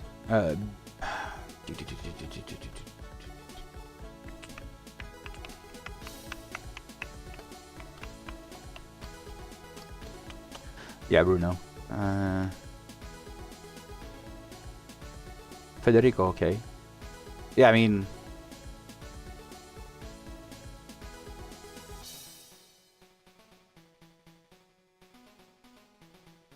Yeah, I mean, no, it's not just being 4 or 5, or... The SimHub is not going to die. It's here to stay. It's the most popular app. I'm just more concerned about SimHub's health as an app. Like... Only so many people can buy a license, and this license is lifetime. So at some point you will reach the critical mass, right? At some point everyone will have SimHub, a license. And at that point, that may become an issue. I'm just assuming, right? I am just assuming. This is not information that I've taken from Nikolai. In fact, whenever we talk about Nikolai, he's very optimistic, and it's, you know, it's his prerogative. It's his baby. I just think it'll be a lot more healthy if this was for him and for me as well. I would feel a lot better if I would give money for SimHub.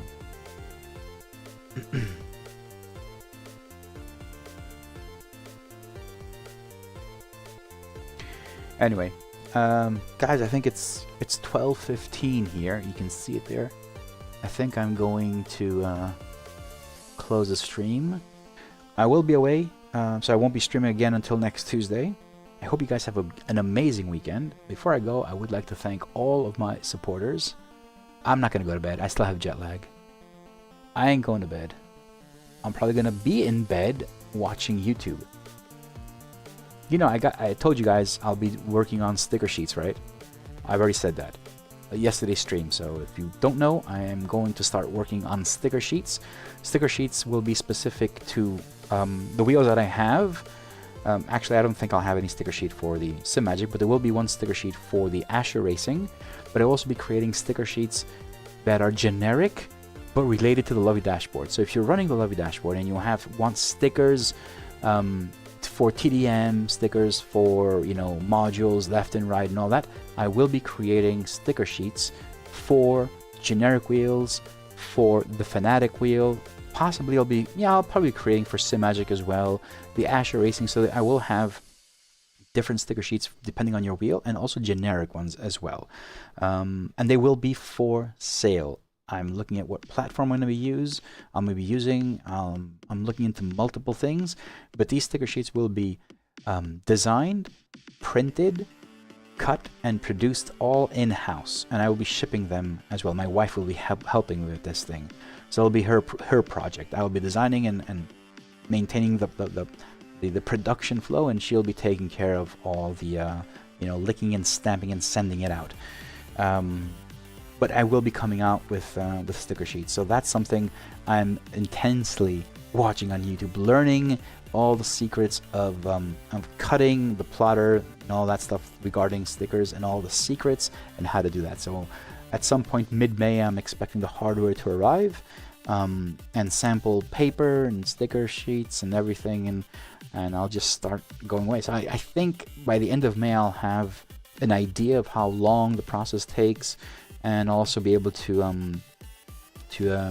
estimate a price point for it, and then I have to look at shipping. So it's going to be something I will be doing on my own. I really want to do this. I really want to be selling actual physical products, and I think sticker sheets are really good because they tie in with the Lovely dashboard. So the sticker sheets will not be sticker sheets, you know. They will be sticker sheets for your sim racing gear and related to the Lovely dashboard. So there will be a lot of debate on that as well, like what we want to put in, what we don't want to put in, what we can fit, what we don't want to fit. I will be, this is where it all started. This thing over here. This thing over here. So these are just fixed, printed out sticker sheets. So I've come up with an idea to basically create this modularly. So you'll be able to buy a sticker sheet and create your own any which way you want, with any color you want, and use them on the Ascher Racing steering wheels, but I will also create a few for other steering wheels as well.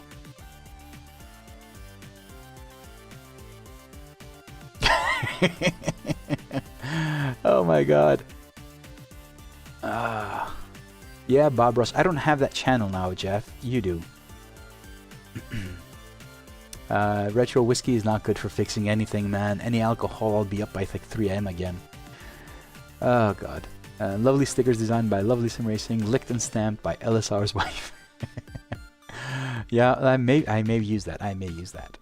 Anyway, guys, I just want to thank everyone that has been supporting me, and specifically my Gold Lovely members, Anthony Hall, Augustine Martin, Alex Lutz, Brandon Hunnell, John Hart, Cody Flowers, Corey Wise, Dan Westerman, Daniel Newman, David Beam, Enrique Castillo Bachero, Brian Speracus, Graham Bapti Wright, Jeff King, Iñaki Duranona, Alan Susan, Jason Rivera, Jared Davis, Stefan Malfier, Kieran Lowe, Chris Rollins, Marianne Christel, Mark Long, Michael Pagliaro, Patty Falconer, Brad Jackson, Robert Robles, Rito Brolman, Juan Rodriguez, Sean Reed, Simon Tunin, and Heiko Bats. Oh, there's more. Tiago Silva, Tobias Hoth, William Martin, Josh Fulton, Mark Worthington, and Mark Gale. Thank you very much for supporting me, going over and beyond and becoming Gold Lovely members.